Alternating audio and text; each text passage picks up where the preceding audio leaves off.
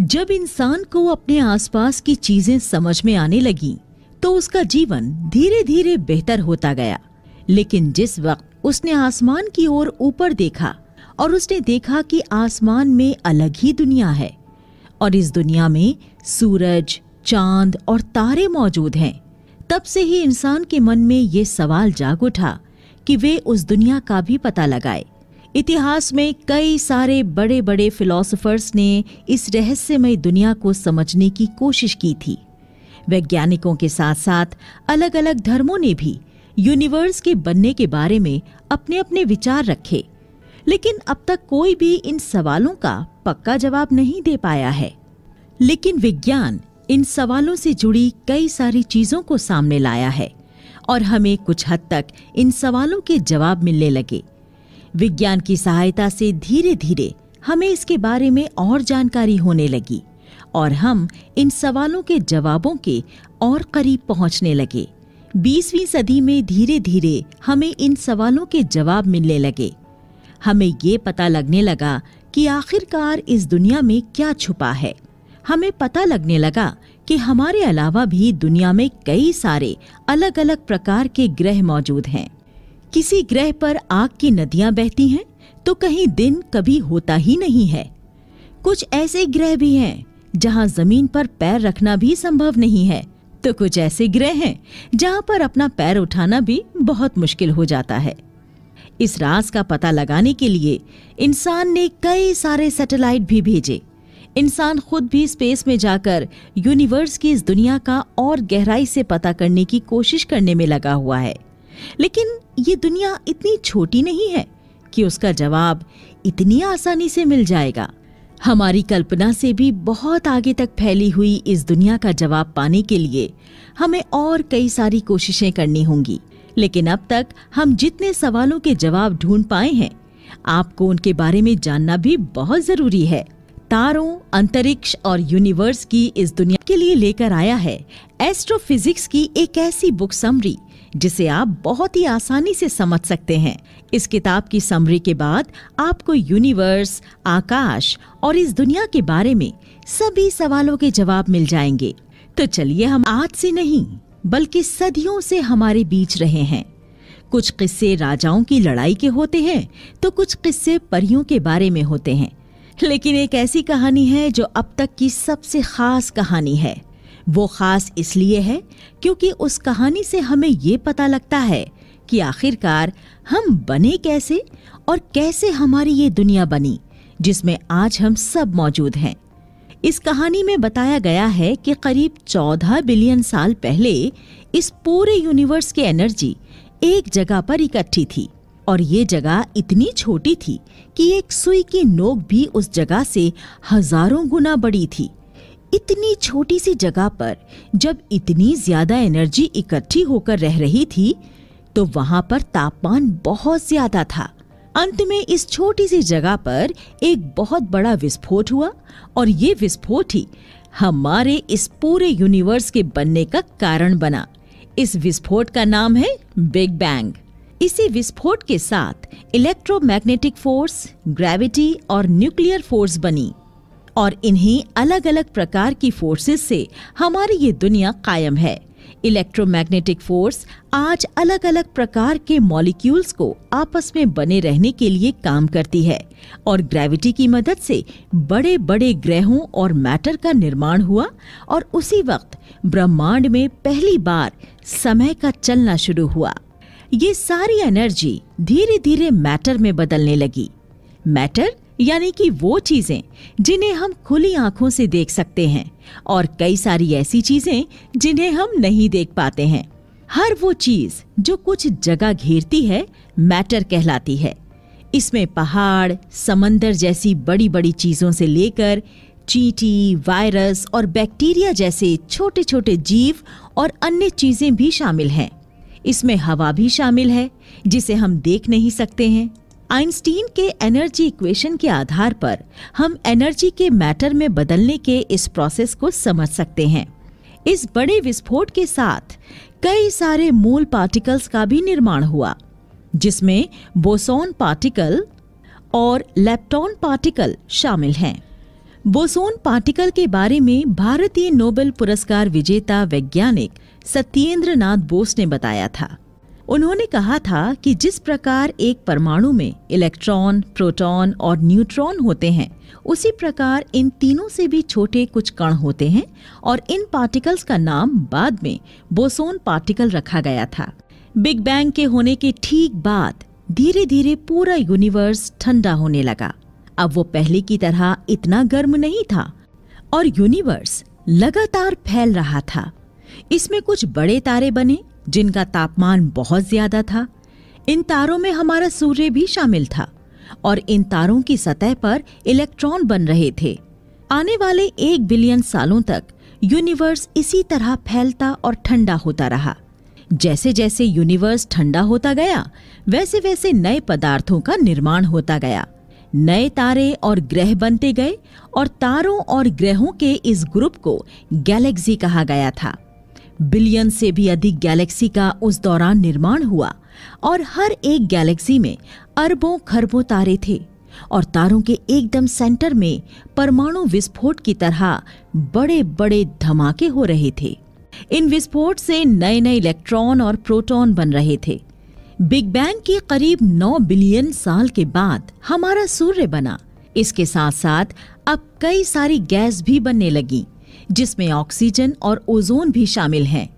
धीरे धीरे अलग अलग गैसें बनने लगी। हाइड्रोजन और ऑक्सीजन के मिलने से पानी बना और पानी में ही दुनिया का पहला जीव पैदा हुआ। धीरे धीरे ये जीव पानी से जमीन पर आया और उसके बाद का पूरा प्रोसेस इवोल्यूशन में हम पढ़ते हैं। लेकिन बिग बैंग भी हुई थी या नहीं, इसके बारे में किसी के पास भी कोई सबूत नहीं है। कोई भी एस्ट्रोफिजिसिस्ट इस बारे में दावे से नहीं कह सकता है कि यूनिवर्स का निर्माण किसी दूसरी घटना से नहीं हुआ है। कुछ लोग कहते हैं कि यूनिवर्स हमेशा से ऐसा ही था। कुछ लोग कहते हैं कि हमारा यूनिवर्स अकेला यूनिवर्स नहीं है, बल्कि इसी तरह के हजारों लाखों यूनिवर्स मौजूद हैं। इस थ्योरी को मल्टीवर्स की थ्योरी कहा जाता है, लेकिन आज तक हम बिग बैंग को ही सबसे बेहतर थ्योरी मानते हैं, क्योंकि इसके अलावा दूसरी कोई भी धारणा हमें ये नहीं समझाती है कि आखिरकार इस यूनिवर्स का निर्माण हुआ कैसे। धरती और स्वर्ग। सर आइजक न्यूटन ने जब ग्रेविटेशन का नियम दिया था, तो उससे पहले तक लोगों को लगता था कि धरती पर जो प्रकृति के नियम हम देखते हैं, वो केवल धरती तक ही सीमित हैं। धरती से बाहर ऐसे किसी भी प्रकार के नियम नहीं होते हैं, क्योंकि उससे पहले तक लोगों ने ग्रेविटेशन के नियम के बारे में जानकारी नहीं ली थी। जब न्यूटन ने ये कहा कि ये नियम ब्रह्मांड की हर वस्तु पर लागू होता है, तो लोगों ने जल्दी से इस बात को माना भी नहीं था। लेकिन न्यूटन ने आखिरकार ये साबित भी किया कि कैसे ग्रेविटेशन का ये नियम यूनिवर्स में सब जगह एक जैसा है। ग्रेविटेशन का नियम तो एक उदाहरण मात्र है। ऐसी कई घटनाएं थीं जो लोगों को लगता था कि वो केवल धरती पर ही होती हैं, जैसे कि सूरज की किरणों का 7 रंगों से मिलकर बना होना। इस बारे में भी लोगों को पता नहीं था। अब आप जरा सोचिए कि उस वक्त अगर कोई व्यक्ति एक प्रिज्म की मदद से सूरज के प्रकाश को 7 रंगों में बांटकर दिखाता, तो लोग कितने हैरान होते। और बाद में वो व्यक्ति धरती पर ही किसी बल्ब से फैली हुई लाइट को भी प्रिज्म से निकालकर ये दिखाता कि इस लाइट से भी 7 रंग पैदा होते हैं। और तब लोगों को ये समझ में आता कि सूरज की लाइट और धरती पर किसी बल्ब की लाइट एक जैसी है। ऐसे में लोगों को फिजिक्स के नियमों पर ज्यादा जल्दी भरोसा होता है। आज हमारी फिजिक्स के नियमों पर भरोसा करने का कारण यही है, क्योंकि हमने कई सारे उदाहरण में ये बात देखी है कि प्रकृति के नियम पूरे यूनिवर्स में एक तरह से काम करते हैं। लेकिन अब एक सवाल जो हमारे दिमाग में आता है वो ये है कि फिजिक्स के ये नियम क्या हमारे सोलर सिस्टम के बाहर भी काम करेंगे? क्या हमारी गैलेक्सी के बाहर भी ये नियम काम करेंगे? और इसके बाद क्या एक दूसरे यूनिवर्स में भी ये नियम ऐसे ही काम करेंगे? और इन नियमों का समय से क्या संबंध है? इन सभी बातों के बारे में जानने की इच्छा वैज्ञानिकों के दिमाग में भी आई। एक एक करके हर नियम को अलग अलग ग्रहों और गैलेक्सी के साथ जांचा गया। जब हमने अपने आसपास के तारों को देखा तो ये समझ में आया कि ये सभी तारे भी उन्हीं केमिकल से बने हैं जिनसे हमारी धरती बनी है। वहां पर भी ग्रेविटी के नियम हैं और फिजिक्स के बाकी नियम भी वहां पर लागू हो रहे थे। और इससे वैज्ञानिकों को ये पता लगा कि अगर भविष्य में हम किसी दूसरे ग्रह पर जाते हैं तो वहां हमें फिर से नए नियमों को नहीं खोजना पड़ेगा। जो नियम आज हम यहाँ पढ़ रहे हैं उन्हीं नियमों को हम उन ग्रहों पर भी लागू कर पाएंगे।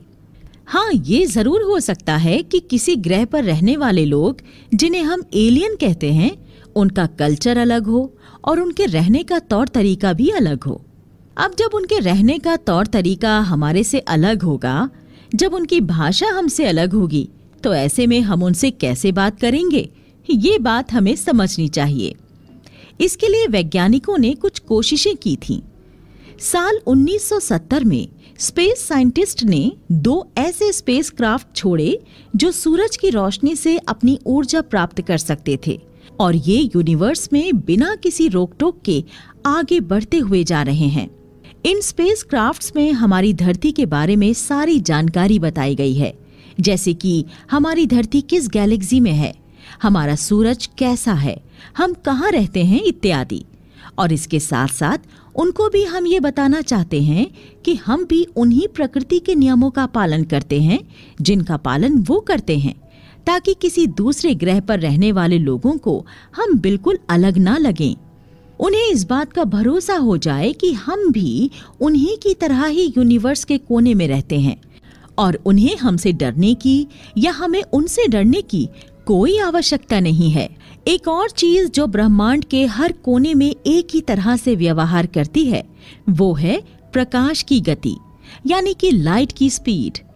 पूरे यूनिवर्स में ऐसी कोई भी चीज नहीं है जो कि लाइट की गति से तेज चल सके। अब आप ये कह सकते हैं कि ये तो कोई भी कह सकता है कि लाइट से तेज चलना नामुमकिन है, लेकिन फिजिक्स में हम संभावनाओं पर बहुत ज्यादा बात करते हैं। आज से कई सालों पहले जरूर लोगों ने ये भी कहा था कि इंसान कभी भी उड़ नहीं सकता है। उसके बाद में उसने कहना शुरू किया कि हवाई जहाज कभी भी आम लोगों के लिए उपलब्ध नहीं हो सकते हैं। उसके बाद लोगों ने ये कहना शुरू किया कि हम कभी भी परमाणु बम नहीं बना सकते हैं।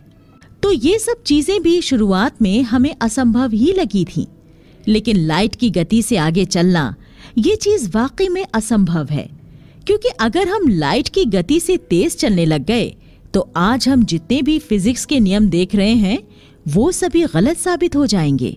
इसलिए कहते हैं कि लाइट की स्पीड कोई विचार नहीं है, बल्कि ये खुद अपने आप में एक नियम है। अगली चीज जो सारे यूनिवर्स में लागू होती है वो है कंजर्वेशन के नियम, जिनके अनुसार कोई विशेष क्वांटिटी कभी भी बदलती नहीं है, चाहे कुछ भी क्यों ना हो जाए। और इसमें सबसे खास है मास के कंजर्वेशन का नियम, एनर्जी कंजर्वेशन का नियम और एंगुलर मोमेंटम के कंजर्वेशन का नियम। मास का मतलब है किसी चीज का एक तरह से भार या वजन, और मास के कंजर्वेशन से हमारा मतलब है कि अगर कोई वस्तु एक जगह से दूसरी जगह पर चली जाए तो उसका द्रव्यमान यानी मास नहीं बदलता है। यहाँ आपको ये बता देते हैं कि भार और द्रव्यमान यानी मास वैसे तो अलग अलग होते हैं, लेकिन आपको आसान भाषा में समझाने के लिए द्रव्यमान यानी मास को हम थोड़ी देर के लिए वजन कहकर बुलाएंगे। दूसरा नियम है एनर्जी कंजर्वेशन का, यानी कि कुल एनर्जी हमेशा निश्चित रहती है। आप एनर्जी को खत्म या पैदा नहीं कर सकते हैं, इसे बस आप एक रूप से दूसरे रूप में बदल सकते हैं। रोशनी का बनना। बिग बैंग की घटना के बाद यूनिवर्स का केवल एक बड़ा काम था, और वो था लगातार विस्तार करना। एनर्जी जब धीरे धीरे कम कंसंट्रेट हो रही थी और हर एक गुजरते लम्हे के साथ यूनिवर्स और बड़ा होता गया, और साथ ही साथ थोड़ा ठंडा भी। अब एनर्जी धीरे धीरे मैटर में बदलने लगी, और अब तक इलेक्ट्रॉन बिना किसी परमाणु का भाग बने लगातार घूम रहे थे। लाखों सालों तक चीजें ऐसे ही चलती रहीं, कुछ फोटॉन थोड़ी सी दूरी चलने के बाद ही इलेक्ट्रॉन से टकराने लगते थे। इससे पहले कि आगे बढ़ें, हम आपको फोटॉन के बारे में बताना चाहते हैं।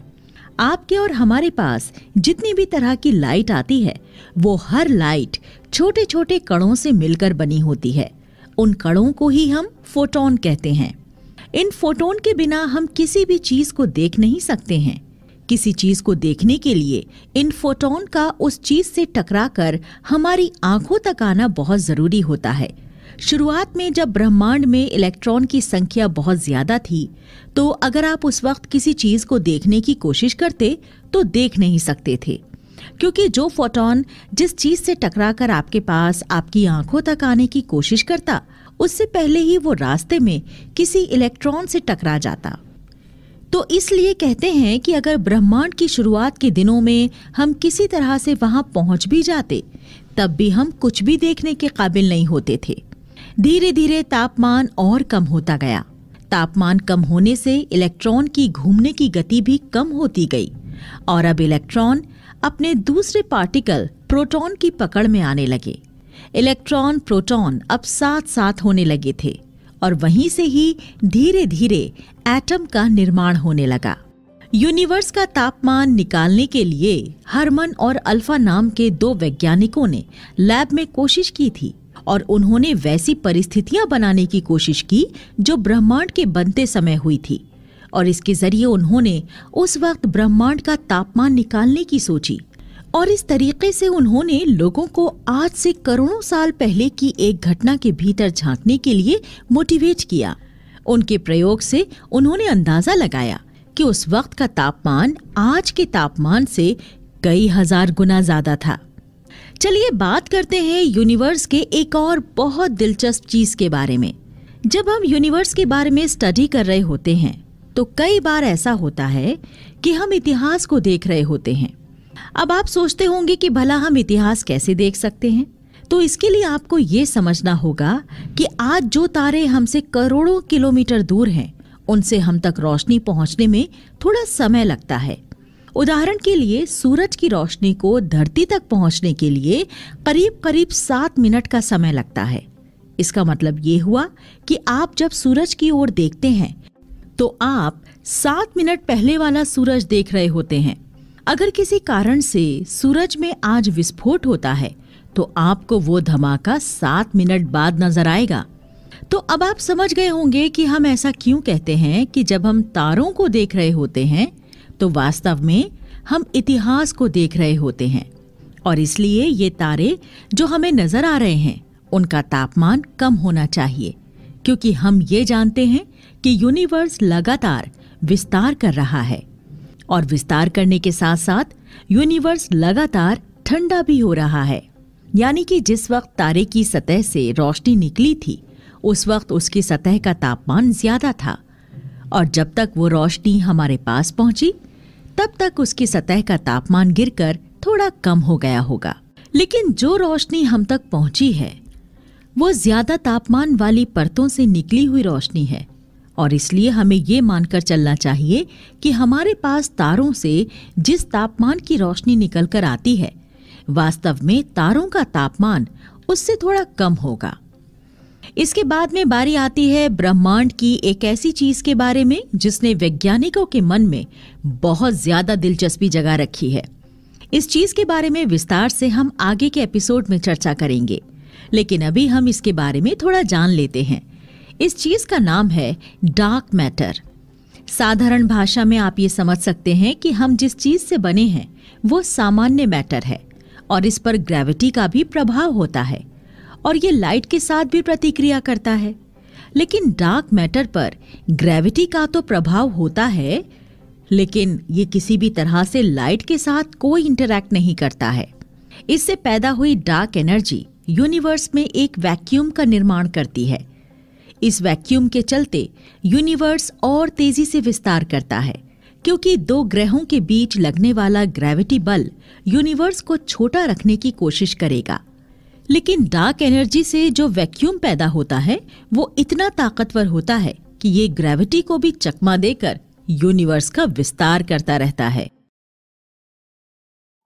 गैलेक्सीज के बीच में यूनिवर्स के अंदर सारे तारे हमें ऊपर आसमान की ओर देखने पर एक साथ दिखाई देते हैं। हालांकि इन तारों के बीच की दूरी काफी ज्यादा होती है, लेकिन तब भी जब हम अपनी धरती से उनकी ओर देखते हैं तो हमें ऐसा लगता है कि ये सभी तारे काफी आसपास में हैं और एक झुंड के रूप में ये एक दूसरे के साथ नजर आते हैं। तारों के इस झुंड को ही हम गैलेक्सी कहते हैं। हमारी गैलेक्सी का नाम है मिल्की वे, जिसे हम आकाश गंगा भी कहते हैं। अगर आप रात में कभी आकाश की ओर देखेंगे और जब आसमान पूरा साफ होगा तो आप पाएंगे कि आकाश में एक तारों की पट्टी नजर आती है। उस पट्टी में तारों की संख्या काफी ज्यादा होती है। यही हमारी मिल्की वे है। ये हमसे 6 लाख लाइट ईयर्स दूर है। लाइट ईयर का मतलब होता है कि किसी जगह पर जाने में प्रकाश को कितना समय लगता है। 6 लाख लाइट ईयर दूर होने का मतलब है कि हमारी धरती से इस आकाश गंगा तक जाने में प्रकाश को 6 लाख सालों का वक्त लगेगा। अब आप समझ सकते हैं कि हमारी मिल्की वे हमसे कितनी दूर है। मिल्की वे के अलावा एक दूसरी गैलेक्सी जो हमारे नजदीक है उसका नाम है एंड्रोमेडा। यूनिवर्स में इन बड़ी बड़ी गैलेक्सी के अलावा कुछ छोटी गैलेक्सीज भी होती हैं जिन्हें हम ड्वार्फ गैलेक्सी कहते हैं। ये छोटी होती हैं और ये बड़ी गैलेक्सी के पास में पाई जाती हैं। इनके तारों की रोशनी कम होती है। इन सब चीजों से आप एक ड्वार्फ गैलेक्सी को पहचान सकते हैं। इन गैलेक्सी का निर्माण अरबों साल पहले गैसों के कंसंट्रेट होने से हुआ है और आज हमारे यूनिवर्स में ऐसी करोड़ों गैलेक्सीज पाई जाती हैं। तो चलिए पहले हम इन गैलेक्सी के बनने की पूरी प्रक्रिया को समझते हैं। बिग बैंग की घटना के कई 100 अरब सालों के बाद धीरे धीरे ब्रह्मांड में हाइड्रोजन और हीलियम जैसी गैसों का निर्माण हुआ और धीरे धीरे ये गैसें एक दूसरे के पास आने लगीं। इन गैसों के पास आने से तारों और ग्रहों का निर्माण हुआ और ये तारे और ग्रह भी एक दूसरे से पास पास मौजूद थे। ये सब ग्रेविटी के कारण हुआ। एक बड़े तारों के समूह के बीच में एक ऐसी स्ट्रक्चर थी जो इन सब को अपनी ओर खींच रही थी। इससे इन सभी तारों और ग्रहों को एक विशेष प्रकार का बल मिलने लगा और उस फोर्स की मदद से ये तारे और ग्रह स्ट्रक्चर के चारों ओर घूमने लगे। ये बिल्कुल वैसा ही है जैसे आज हमारी धरती सूरज के चारों ओर चक्कर लगा रही है।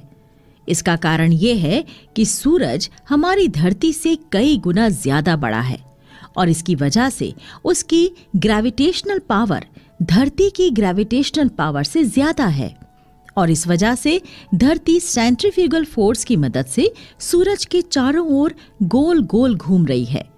सेंट्रीफ्यूगल फोर्स को समझने के लिए चलिए आपको आपके बचपन की याद दिलाते हैं। बचपन में कई बार आपने एक पत्थर पर धागा बांधकर उसे गोल गोल घुमाया होगा। जब आप पत्थर को गोल गोल घुमाते हैं तो वो पत्थर आपके पास में नहीं आता है, बल्कि वो गोल गोल घूमता रहता है। इसका कारण ये है कि आपने जिस डोरी से पत्थर को बांधा है उस डोरी का टेंशन उस पत्थर पर एक फोर्स लगा रहा है जिसे सेंट्रीफ्यूगल फोर्स कहते हैं और लगने वाला ये सेंट्रीफ्यूगल फोर्स पत्थर को एक गोल रास्ते पर घुमाता है।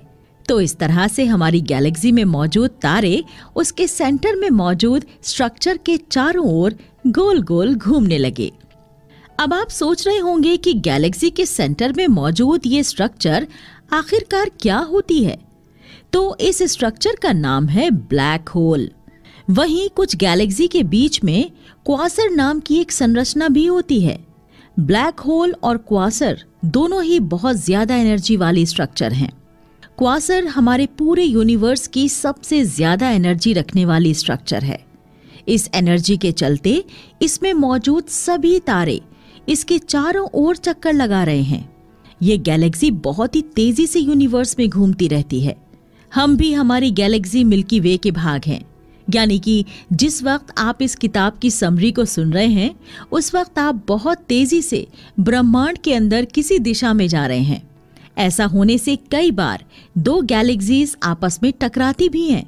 वैज्ञानिकों ने इस बारे में काफी विचार किया कि आखिरकार 2 गैलेक्सीज के टकराने पर क्या होता होगा। पहले तो ये कहा गया कि अगर 2 गैलेक्सीज आपस में टकराएंगी तो इसमें से जो कमजोर गैलेक्सी होगी वो टूटकर बिखर जाएगी और ताकतवर गैलेक्सी पीछे बच जाएगी। लेकिन बाद में प्रयोगों से ये पता लगा कि ऐसा बिल्कुल नहीं होता है। गैलेक्सीज के तारों के बीच में काफी ज्यादा खाली स्पेस होता है। उस खाली स्पेस में डार्क मैटर भरा होता है। तो जब दो गैलेक्सीज आपस में टकराती हैं, तो इस बात के बहुत कम चांसेस हैं कि इन्हीं गैलेक्सीज में मौजूद तारे भी आपस में टकराएंगे। और इस तरह से बिना तारों के एक दूसरे से टकराए दोनों गैलेक्सीज आपस में मिल जाती हैं। उनके सेंटर में मौजूद ब्लैक होल भी अब आपस में मिल चुके हैं। ब्लैक होल के मिलने से और तारों के बीच की जगह कम होने से अब गैलेक्सी और ज्यादा कंडेंस हो चुकी है।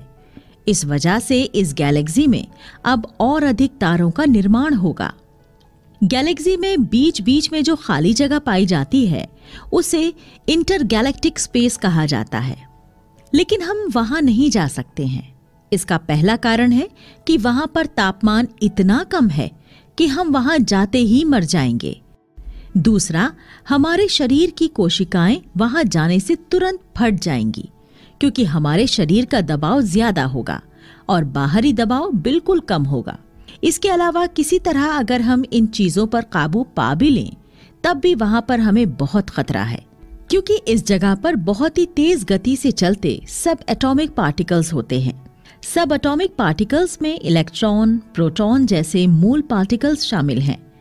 इन पार्टिकल्स में इतनी एनर्जी होती है कि धरती पर आज तक के बनाए गए सबसे ज्यादा एनर्जी वाले पार्टिकल भी इसके सामने बहुत धीमे हैं।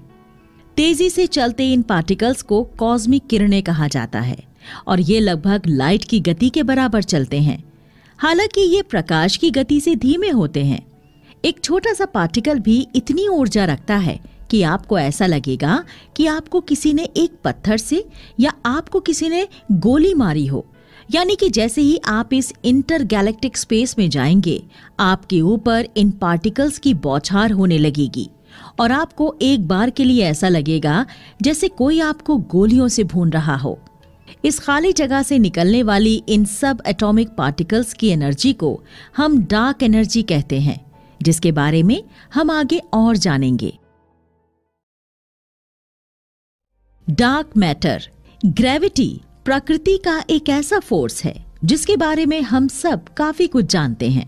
लेकिन इतना कुछ जानने के बाद भी हमारे सामने कई सारे सवाल हैं जिनका जवाब नहीं है।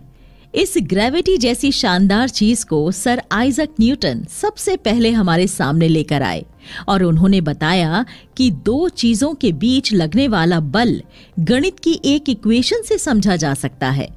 न्यूटन के करीब 150 साल बाद एक और बहुत ही जीनियस व्यक्ति आए जिन्होंने इसी ग्रेविटी को कुछ और बदलाव के साथ हमारे सामने पेश किया, और वो जीनियस व्यक्ति था अल्बर्ट आइंस्टीन। आइंस्टीन ने ग्रेविटी के साथ साथ स्पेस और टाइम की बात भी की। उन्होंने ये भी समझाया कि कैसे मैटर और एनर्जी ग्रेविटी को प्रभावित करते हैं, और उन्होंने ये भी समझाया कि ग्रेविटी केवल सामान्य चीजों को प्रभावित नहीं करती है, बल्कि ये प्रकाश को भी प्रभावित करती है। इस चीज का सबूत देने के लिए आइंस्टाइन ने ये एग्जाम्पल दिया कि जब किसी भी तारे की रोशनी किसी बहुत बड़े ग्रह के पास से जाती है तो वो सीधी ना चलकर थोड़ी मुड़ जाती है, और इसके मुड़ने का कारण उस बड़े ग्रह के द्वारा लगाया जाने वाला ग्रेविटेशनल फोर्स होता है। अब आप सोच रहे होंगे कि जब हमें इतने सारे सवालों के जवाब मिल गए, तो आखिरकार ऐसा कौन सा सवाल है जिसका जवाब अभी तक नहीं मिला है? तो अब हमारे सामने एक बहुत ही जरूरी सवाल आता है, और वो सवाल है ग्रेविटेशनल फोर्स के पैदा होने के सोर्स के बारे में। अगर हम दुनिया में मौजूद कुल ग्रेविटेशनल फोर्स की बात करें, तो उसमें से केवल 15% ही ऐसी चीजों से आता है जिसे हम देख पाते हैं, यानी कि किसी ग्रह या तारे से। बचा हुआ 85% ग्रेविटी किसी ऐसी चीज से आता है जिसे आज तक किसी ने भी नहीं देखा है। अब आप सोच सकते हैं कि ये कितनी हैरानी की बात है कि हमें अब तक ये नहीं पता कि आखिरकार ये ग्रेविटी आ कहां से रही है। क्या इसका मतलब ये है कि न्यूटन के नियम गलत हैं, या फिर जो नियम हम मानकर चल रहे हैं उन नियमों में कुछ बदलाव की जरूरत है? इस चीज के बारे में सबसे पहले एस्ट्रोफिजिसिस्ट ज़्विकी ने बताया। ज़्विकी कैलिफोर्निया इंस्टीट्यूट ऑफ टेक्नोलॉजी में 40 साल तक पढ़ाते रहे। उन्होंने इस छुपी हुई अनजान चीज के बारे में हमें कई सारी बातें बताई। उन्होंने देखा कि गैलेक्सी की स्पीड ज्यादा होती है और इतनी ज्यादा स्पीड केवल वहां मौजूद तारों के ग्रेविटेशनल फोर्स से नहीं आ सकती है। इसका मतलब है कि उस गैलेक्सी में कुछ ऐसी चीजें भी मौजूद थीं जो ग्रेविटेशनल फोर्स तो लगा ही रही थीं, लेकिन जिसे हम देख नहीं पा रहे थे। जिस स्पीड से वो तारे और गैलेक्सी चल रहे थे वो एस्केप वेलोसिटी से भी ज्यादा थी। आगे बढ़ने से पहले चलिए हम आपको समझाते हैं कि आखिरकार ये एस्केप वेलोसिटी क्या होती है। आपने रॉकेट लॉन्चिंग जरूर देखी होगी। जब रॉकेट लॉन्च होता है तो उसकी एक फिक्स स्पीड होनी चाहिए। अगर रॉकेट उस स्पीड से कम स्पीड पर लॉन्च किया जाता है तो वो रॉकेट धरती की वातावरण को पार नहीं कर पाएगा और उसका अंतरिक्ष में पहुंचना संभव नहीं हो पाएगा। वैसे ही जब हम आकाश में भी पत्थर या गेंद फेंकते हैं तो वो गेंद और पत्थर थोड़ी देर ऊपर जाकर वापस नीचे आ जाते हैं, क्योंकि उनकी स्पीड इतनी नहीं है कि वो धरती के वातावरण को पार करके स्पेस में चली जाएं। तो एस्केप वेलोसिटी वो स्पीड है जिस स्पीड पर कोई भी चीज किसी ग्रह के वातावरण को पार करके स्पेस में चली जाए। गैलेक्सी में मौजूद तारे भी एस्केप वेलोसिटी से ज्यादा स्पीड से घूम रहे थे, तो उस हिसाब से उन तारों को उस गैलेक्सी से बाहर आ जाना चाहिए था, लेकिन तब भी ऐसा कुछ भी नहीं हो रहा था। इसका मतलब है कि उस गैलेक्सी में कुछ ऐसी चीज भी मौजूद थी जो उन तारों को वहां बांध के रख रही थी। और ये समस्या केवल एक गैलेक्सी के साथ नहीं थी, बल्कि यूनिवर्स के अंदर जितनी भी गैलेक्सीज को देखा गया उन सब में भी यही बात देखी गई। उन गैलेक्सीज की स्पीड उसकी एस्केप वेलोसिटी से भी ज्यादा होती, लेकिन तब भी उस गैलेक्सी के तारे उसे छोड़कर दूर नहीं जा पा रहे थे। और तब पहली बार इस अनजान ग्रेविटेशनल पावर के सोर्स को नाम दिया गया डार्क मैटर। डार्क मैटर को अगर हम आसान भाषा में समझाएं तो ये बिल्कुल ऐसा है जैसे अंधेरे में कोई चुंबक रखी हो और वो लोहे की किसी कील को अपनी ओर खींच रही हो। अब अंधेरे में होने की वजह से वो चुंबक आपको दिखाई नहीं दे रही है, लेकिन तब भी उसका इफेक्ट आपको दिख रहा है। ये डार्क मैटर भी कुछ ऐसी ही चीज है। इसको हम अपनी आंखों से देख नहीं सकते हैं, ना ही हम इसे छू सकते हैं। बस इसकी ग्रेविटेशनल फोर्स को हम महसूस कर सकते हैं। बाद में कई सारे वैज्ञानिकों ने देखा कि हर एक गैलेक्सी के बीच में या एक गैलेक्सी में कई सारी अलग अलग जगहों पर कुछ ऐसी जगह होती थी जहां पर कोई भी तारा नहीं मौजूद होता था, और ये बात हर गैलेक्सी में देखी गई। तो वैज्ञानिकों ने यह निष्कर्ष निकाला कि डार्क मैटर जरूर इस खाली जगह में होगा। तो इसका मतलब ये हुआ कि डार्क मैटर एक ऐसी चीज है जिसको कहीं पर रहने के लिए जगह की जरूरत तो पड़ती ही है, और ये पहले से मौजूद किसी चीज पर नहीं रह सकती है। यानी कि डार्क मैटर उस जगह पर नहीं मौजूद हो सकता है जहां पर पहले से कोई दूसरी चीज मौजूद हो। इस डार्क मैटर की ग्रेविटेशनल पावर हम जिन आसपास के नॉर्मल मैटर को देखते हैं उससे 6 गुना ज्यादा है। डार्क मैटर के बारे में अब साइंटिस्ट और जानकारी जुटाने में लगे हुए हैं ताकि हम यूनिवर्स के बारे में और भी गहराई से चीज को समझ सकें। डार्क मैटर के बाद हम ब्लैक होल के राज को भी ज्यादा आसानी से समझ पाएंगे। आज भी वैज्ञानिक ये जानने में लगे हुए हैं कि आखिरकार ये डार्क मैटर बना किस चीज से है, क्योंकि हम जितनी भी चीज को देखते हैं वो किसी न किसी परमाणु और अणु से बनी होती हैं। वो गैस, लिक्विड, सॉलिड हो सकती हैं। डार्क मैटर इन सभी डेफिनेशन से दूर है। ना वो सॉलिड है, ना वो गैस है, और ना ही वो लिक्विड है। डार्क मैटर बस यूनिवर्स में मौजूद है। डार्क मैटर की उपस्थिति को हम उसके द्वारा लगाए जाने वाले ग्रेविटेशनल फोर्स से समझ सकते हैं। लेकिन अगर हम डार्क मैटर पर रोशनी डालते हैं तो हमें कुछ नहीं दिखता है। अगर हम उसको छूने की कोशिश करते हैं तो हमें कुछ नहीं महसूस होता है, और इसलिए वैज्ञानिक अब तक डार्क मैटर के बारे में ज्यादा कुछ पता नहीं लगा पाए हैं। डार्क मैटर के बारे में कुछ लोग विश्वास भी नहीं करते हैं, क्योंकि उन लोगों के लिए केवल उन चीजों पर विश्वास किया जा सकता है जिन्हें महसूस और देखा जा सकता हो। लेकिन डार्क मैटर को ना तो महसूस किया जा सकता है और ना ही देखा जा सकता है। लेकिन एक वैज्ञानिक को डार्क मैटर पर काफी भरोसा रहता है, क्योंकि एक साइंटिस्ट केवल उन चीजों के बारे में बातें नहीं करता है जो दिखाई देती हैं और जो महसूस की जाती हैं। वो उन सभी चीजों के बारे में बात करता है जिनके बारे में कल्पना भी की जा सकती हो और जो एक्सपेरिमेंट्स के चलते साबित भी की जा सकती हो। हैरानी की बात यह है कि अब तक हमें इस बारे में पता नहीं है कि क्या डार्क मैटर दूसरे प्रकार के ग्रेविटेशनल फोर्स से रिएक्ट करेगा या नहीं करेगा। यानी कि अगर हम किसी दूसरे ताकतवर ग्रेविटेशनल फोर्स के सोर्स को डार्क मैटर के पास लेकर जाएं, तो डार्क मैटर पर इसका कुछ असर पड़ेगा या नहीं। ये देखा गया है कि डार्क मैटर स्ट्रॉन्ग मजबूत न्यूक्लियर फोर्स के साथ किसी प्रकार का रिएक्शन नहीं दिखाता है। इसका मतलब है कि डार्क मैटर में किसी प्रकार का न्यूक्लियस मौजूद नहीं है, और अगर इसमें न्यूक्लियस नहीं है तो इस बात से ये साबित होता है कि डार्क मैटर में प्रोटॉन और इलेक्ट्रॉन जैसे फंडामेंटल पार्टिकल मौजूद नहीं हैं। अब तक डार्क मैटर के बारे में केवल यही चीज देखी गई है कि ये ग्रेविटेशनल फोर्स लगाता है। अब तक हम इस बारे में बिल्कुल भी पता नहीं कर पाए हैं। डार्क मैटर हमारे लिए एक ऐसी अनजान सी चीज है जिसके बारे में हमें ज्यादा कुछ पता ही नहीं है। ये केवल ऐसी चीज बनकर रह गई है जो हमारे यूनिवर्स में मौजूद तो है, लेकिन जिसे आज तक हम पूरी तरह से समझ नहीं पाए हैं। लेकिन इतना हम जानते हैं कि यूनिवर्स में मौजूद हर एक घटना और हर एक चीज के होने का एक उद्देश्य होता है। तो इसका मतलब है डार्क मैटर के होने की भी कोई ना कोई वजह जरूर है। हो सकता है कि अगर ये डार्क मैटर नहीं होता तो शायद हमारी पृथ्वी पर जीवन भी संभव नहीं होता, और हो सकता है कि अगर आज ही ये डार्क मैटर खत्म हो जाए तो दुनिया के सभी ग्रह भी उसी वक्त एक दूसरे से टकराकर खत्म हो जाएं।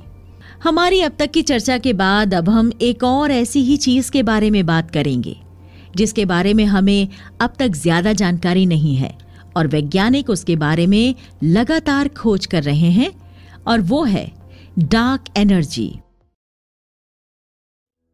डार्क एनर्जी 20वीं सदी में जितने भी क्रांतिकारी विचार इस दुनिया में देखने को मिले थे, उनमें से ज्यादातर आइंस्टाइन ने ही दिए थे। अल्बर्ट आइंस्टाइन की खास बात यह थी कि वो ज्यादा प्रयोग नहीं करते थे। वो बस अपने दिमाग में चीजों को इमेजिन करते थे और फिर अपने इमेजिनेशन के आधार पर और गणित की मदद से मुश्किल चीजों को साबित करते थे और दुनिया के सामने पेश करते थे। इसलिए आइंस्टाइन कहते हैं कि ज्ञान से भी ज्यादा जरूरी चीज है इमेजिनेशन। ज्ञान आप किताबों से बहुत प्राप्त कर सकते हैं, लेकिन आपकी इमेजिनेशन आपको उस ज्ञान का सही इस्तेमाल करना सिखाती है। आइंस्टाइन ने इस पूरे यूनिवर्स को मेंटेन रखने के लिए जरूरी वजह ग्रेविटी को बताया। उन्होंने कई बार ऐसे उदाहरण दिए जिनके चलते वो लोगों को ये समझा सके कि कैसे ग्रेविटी इस पूरे यूनिवर्स को बैलेंस करके रख रही है। इसे आइंस्टाइन की जनरल थ्योरी ऑफ रिलेटिविटी कहा गया, जिसे साल 1916 में पब्लिश किया गया था। इस थ्योरी की खास बात यह है कि आइंस्टाइन ने जब पहली बार इस थ्योरी को सबके सामने रखा तो उन्होंने ये कहा कि इसमें किसी भी तरह के बदलाव की जरूरत नहीं है। अक्सर हम देखते हैं कि जब कोई वैज्ञानिक अपना कोई सिद्धांत देता है तो उसमें कुछ न कुछ बदलाव समय के साथ आता रहता है, लेकिन आइंस्टाइन के सिद्धांत के अंदर आज तक किसी भी तरह का बदलाव नहीं आया है, और यही आइंस्टाइन को दुनिया का सबसे महान वैज्ञानिक बनाता है। आइंस्टाइन ने आज से कोई 100 साल पहले ही ग्रेविटेशनल वेव्स के बारे में भविष्यवाणी कर दी थी। उन्होंने कहा था कि ग्रेविटी के चलते ये वेव्स लाइट की स्पीड से स्पेस टाइम में चलती रहती हैं, और इन वेव्स का निर्माण ग्रेविटेशनल डिस्टरबेंस से होता है। ऐसा ही ग्रेविटेशनल डिस्टरबेंस दो ब्लैक होल्स के टकराने से भी पैदा होता है। अब आपको ये जानकर हैरानी होगी कि साल 2016 में जाकर हमने इन ग्रेविटेशनल वेव्स की खोज की और ये पाया गया कि ग्रेविटेशनल वेव्स का निर्माण गैलेक्सी में करीब 1.3 बिलियन साल पहले दो ब्लैक होल्स के टकराने से हुआ था। उस वक्त धरती पर केवल एक कोशिकीय जीव मौजूद थे। जब ये ग्रेविटेशनल वेव धरती पर पूरी तरह से फैली तो इसे ऐसा होने में करीब 400 मिलियन सालों का वक्त लग गया और तब तक धरती पर फूल, डायनासोर, पशु और पक्षी पैदा हो चुके थे। यहाँ तक कि मैमल्स भी अब अस्तित्व में आ चुके थे। इन्हीं मैमल्स में से आगे चलकर होमो सेपियंस यानी कि इंसान बनते हैं, जो कि खेती बाड़ी और सभ्यताओं का निर्माण करते हैं। और वही इंसान आगे चलकर फिलॉसफी, आर्ट और साइंस का आविष्कार करते हैं। और एक दिन इन्हीं इंसानों में से एक व्यक्ति, जिसका नाम आइंस्टाइन होता है, सामने आता है और उस ग्रेविटेशनल वेव की खोज करता है जो पिछले 1.3 बिलियन सालों से धरती पर घूम रही थी। जब आइंस्टाइन ने ये कहा कि पूरे यूनिवर्स को ग्रेविटी के आधार पर समझाया जा सकता है, तो उस वक्त कुछ ऐसे सवाल भी पैदा हुए थे जिनका जवाब वैज्ञानिकों को नहीं मिल रहा था। आइंस्टाइन ने अपनी ग्रेविटी की नई इक्वेशन में एक खास शब्द का इस्तेमाल किया जिसे उसने कॉस्मोलॉजिकल कांस्टेंट कहा। इसी कॉस्मोलॉजिकल कांस्टेंट की मदद से वो एक बैलेंस यूनिवर्स को समझा पा रहे थे। आइंस्टाइन ने इस कॉस्मोलॉजिकल कांस्टेंट का इस्तेमाल इसलिए किया था ताकि वो यूनिवर्स के बैलेंस को समझा सकें। अब आप सोच सकते हैं कि भला कॉस्मोलॉजिकल कांस्टेंट नाम की इस चीज से यूनिवर्स के बैलेंस को कैसे समझाया जा सकता है। इसके लिए आपको कांस्टेंट का मतलब समझना होगा। कांस्टेंट किसी समीकरण में वो क्वांटिटी होती है जो हमेशा फिक्स रहती है। हालात के बदलने पर भी कांस्टेंट क्वांटिटी हमेशा फिक्स रहती है और लगभग हम जितने भी समीकरण देखते हैं उसमें कुछ ना कुछ चीज को कांस्टेंट मानकर चलते हैं। जैसे कि जब हम किसी इलेक्ट्रिक वायर का रेजिस्टेंस निकालते हैं तो उस वक्त हम वायर की मोटाई को कांस्टेंट मानकर रखते हैं। ऐसे ही आइंस्टाइन ने इस कॉस्मोलॉजिकल कांस्टेंट की कल्पना की।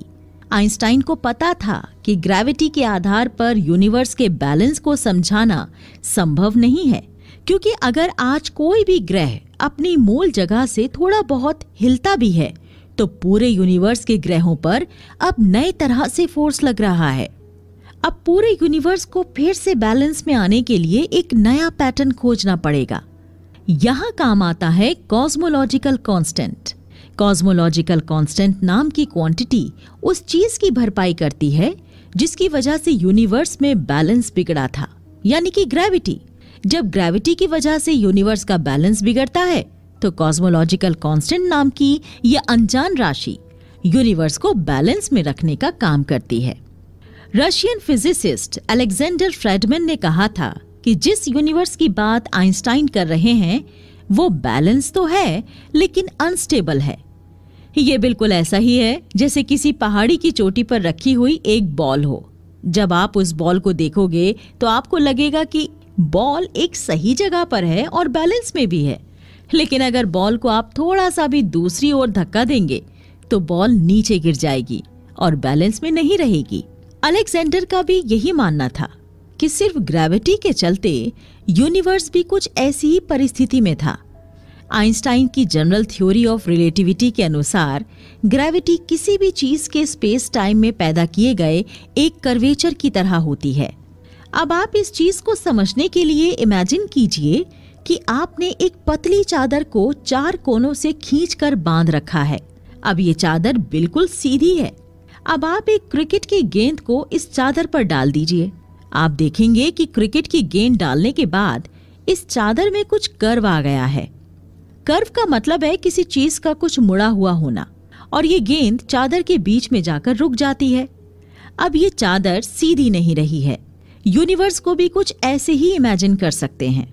अलग अलग ग्रहों की वजह से स्पेस टाइम में कर्वेचर पैदा होता है। इसकी वजह से ग्रेविटी नाम की ताकत वजूद में आती है। अगर हम आइंस्टाइन की पूरी थ्योरी को आसान शब्दों में कहें तो मैटर स्पेस को बताता है कि मुड़ना कैसे है और स्पेस मैटर को बताता है कि चलना कैसे है।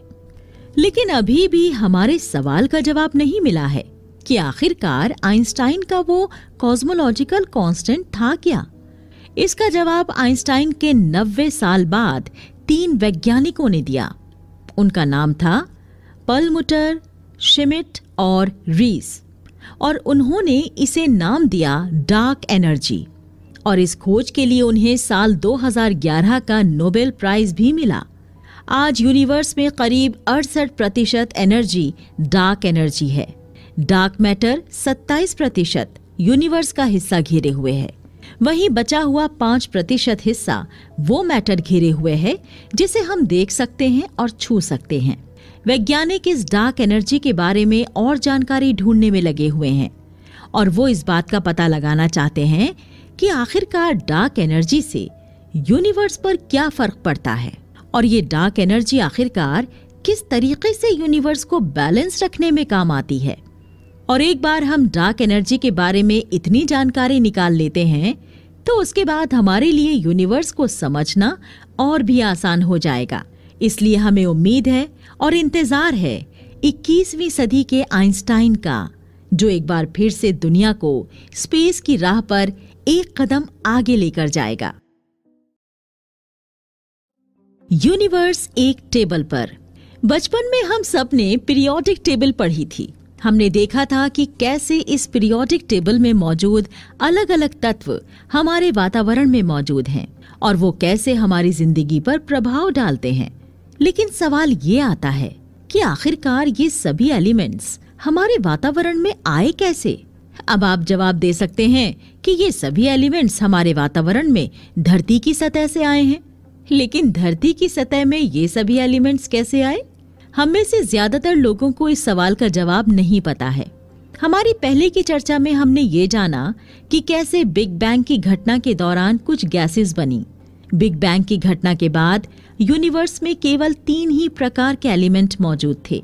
ये 3 एलिमेंट थे हाइड्रोजन, हीलियम और लिथियम। इसके अलावा बाकी सभी एलिमेंट के एटम इतनी ज्यादा गर्मी में बिल्कुल बिखर चुके थे। जब हम पीरियोडिक टेबल की ओर देखते हैं तो हमें एक बड़े ही रहस्यमयी दुनिया के बारे में जानकारी मिलती है। आप जरा सोच कर देखिए कि हाइड्रोजन, जो बहुत ही आसानी से जलने वाली गैस है, वहीं दूसरी ओर ऑक्सीजन ऐसी गैस है जो जलने में मदद करती है। लेकिन जब ये दोनों गैसेस आपस में मिलती हैं तो पानी बनता है और ये पानी आग बुझाने का काम करता है। पानी के लक्षण इन दोनों गैसेस के लक्षणों से बिल्कुल अलग हैं। इसी प्रकार हम जब नमक की ओर देखते हैं तो नमक सोडियम और क्लोरीन से बनता है। सोडियम जो एक धातु है जिसे चाकू से भी काटा जा सकता है, साथ ही साथ ये एक जहरीला मेटल है। दूसरी ओर क्लोरीन एक बदबूदार गैस है। लेकिन जब इन दोनों को मिलाते हैं तो नमक बनता है और ये नमक हमारे खाने का एक बहुत ही अहम हिस्सा है। इसलिए ये बात बहुत जरूरी हो जाती है कि हम इस पीरियोडिक टेबल को एक एस्ट्रोफिजिसिस्ट की नजर से देखें। एक प्रोटॉन लिए घूम रहा हाइड्रोजन पूरे पीरियोडिक टेबल में सबसे हल्का एलिमेंट है। इसका निर्माण बिग बैंग के दौरान हुआ था। हाइड्रोजन हमारे शरीर का लगभग 75% हिस्सा बनाता है और इस पूरे ब्रह्मांड के 90% से भी अधिक मैटर में हाइड्रोजन मौजूद है। हाइड्रोजन हमारे सोलर सिस्टम के सबसे बड़ा ग्रह जुपिटर के कोर में भी मौजूद है। इतने ज्यादा प्रेशर के बीच में हाइड्रोजन एक गैस की तरह नहीं बल्कि एक मेटल की तरह काम करता है और वहां पर वो एक बहुत ही ताकतवर मैग्नेटिक फील्ड भी पैदा करता है। सूरज की सतह पर भी यही हाइड्रोजन एटम आपस में मिलकर इतनी ज्यादा मात्रा में एनर्जी पैदा करते हैं और इन दोनों के मिलने से एनर्जी के साथ साथ नए एटम्स बनते हैं और वो एटम हीलियम के होते हैं। हीलियम भी कई जगह पर हम इस्तेमाल करते हैं। ये एक लो डेंसिटी गैस है जिसे जब हम सूंघते हैं और जब हम मुंह के जरिए इसे अंदर लेते हैं तो थोड़ी देर के लिए यह हमारे गले को थोड़ा बदल देती है, जिससे हम एक कार्टून की तरह मजाकिया किस्म की आवाज निकालने लगते हैं।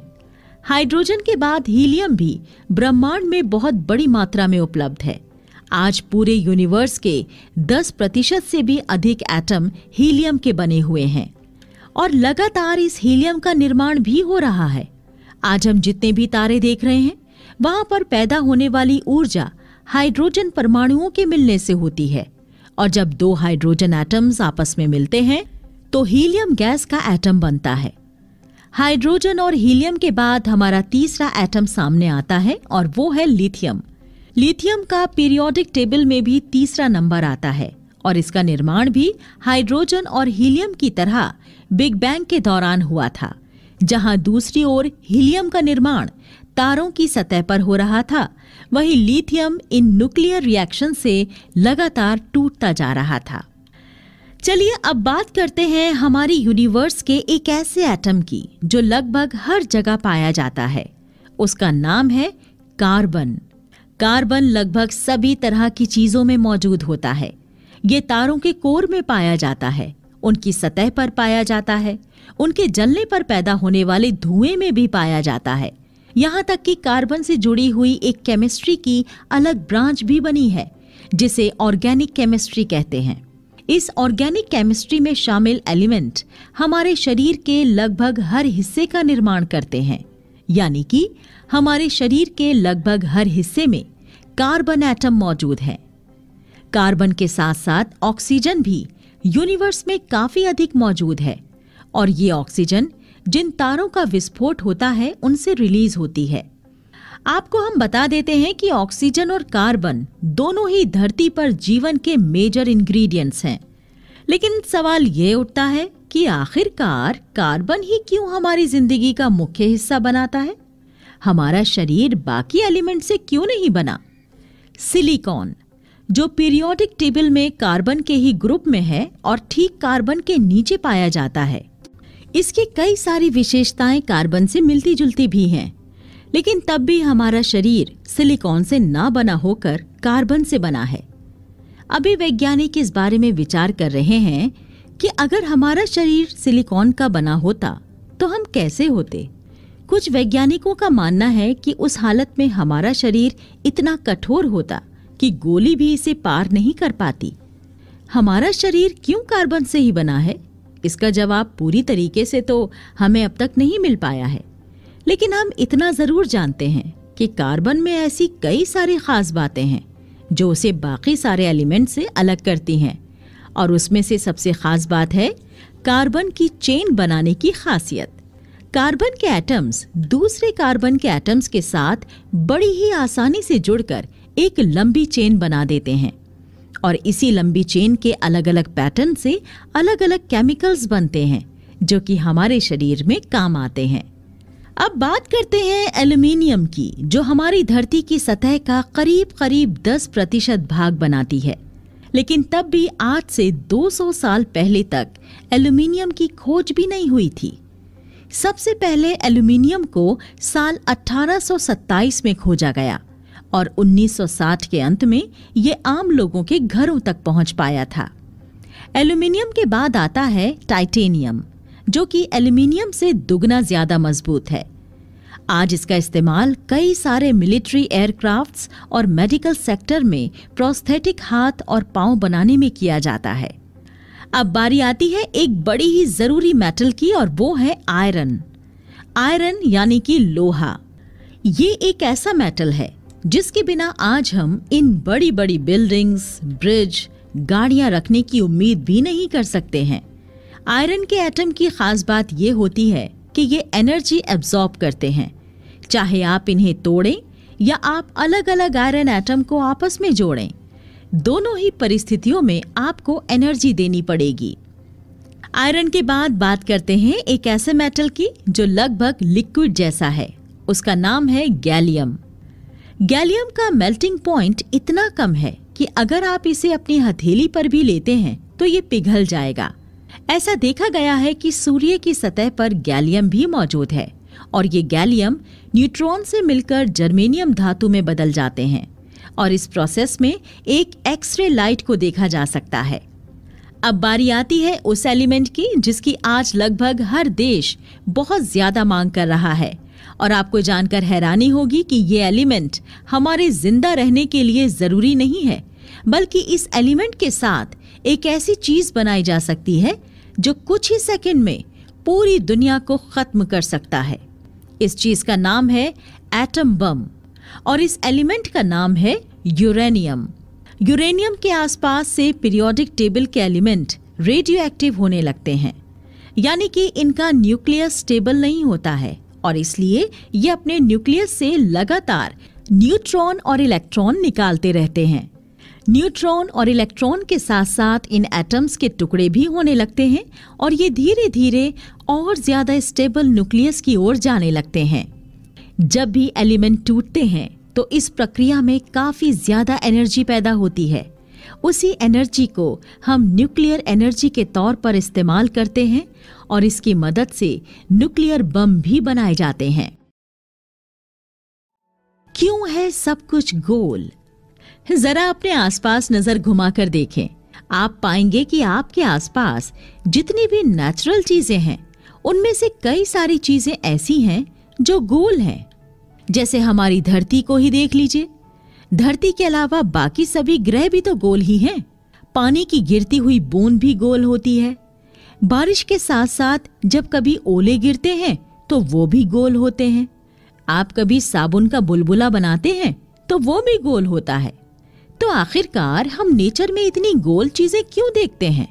ये भी फिजिक्स का ही एक पार्ट है।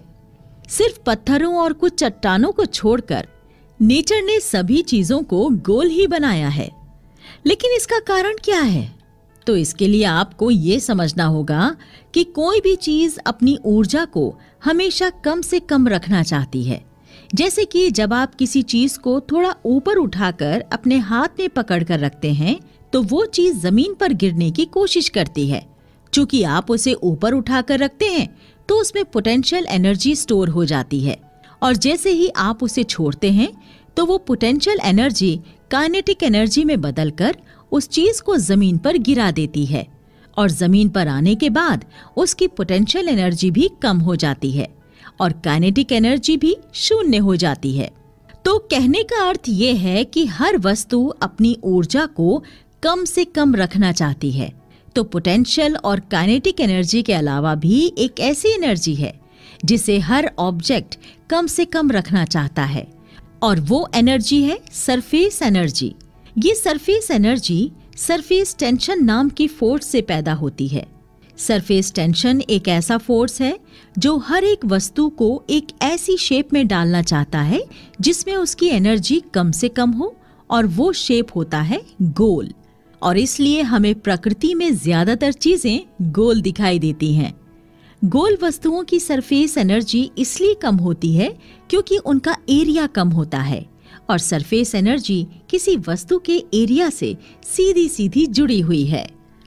आज दुनिया का कई सारा पैकिंग मटेरियल चीजों को गोल बक्से में पैक करने से बचाया जा सकता था क्योंकि गोल पैकिंग में पैकिंग मटेरियल कम से कम लगता है। लेकिन हम ऐसा इसलिए नहीं करते क्योंकि ये गोल पैकेट हैंडल करने में बहुत मुश्किल पैदा करते हैं।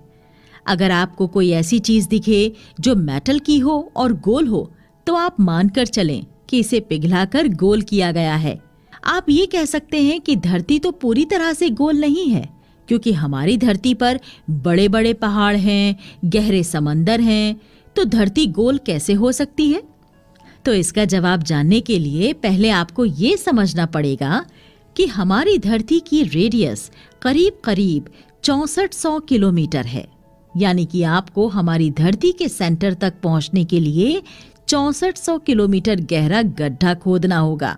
और अगर हम धरती के सबसे ऊंचे पहाड़ की बात करें तो वो माउंट एवरेस्ट है जिसकी ऊंचाई केवल 8 किलोमीटर है। अब आप सोच सकते हैं कि धरती की सतह पर एक पहाड़ का होना ठीक वैसा ही है जैसा हमारे हाथ पर छोटे छोटे बालों का होना। इन पहाड़ों की वजह से ऐसा नहीं है कि धरती गोल नहीं लगेगी। धरती का आकार इन पहाड़ों की तुलना में बहुत ज्यादा होने के कारण ये धरती की शेप में ज्यादा बदलाव नहीं पैदा करते हैं। सरफेस टेंशन के अलावा ग्रेविटी भी ग्रहों को गोल रखने में काम करती है।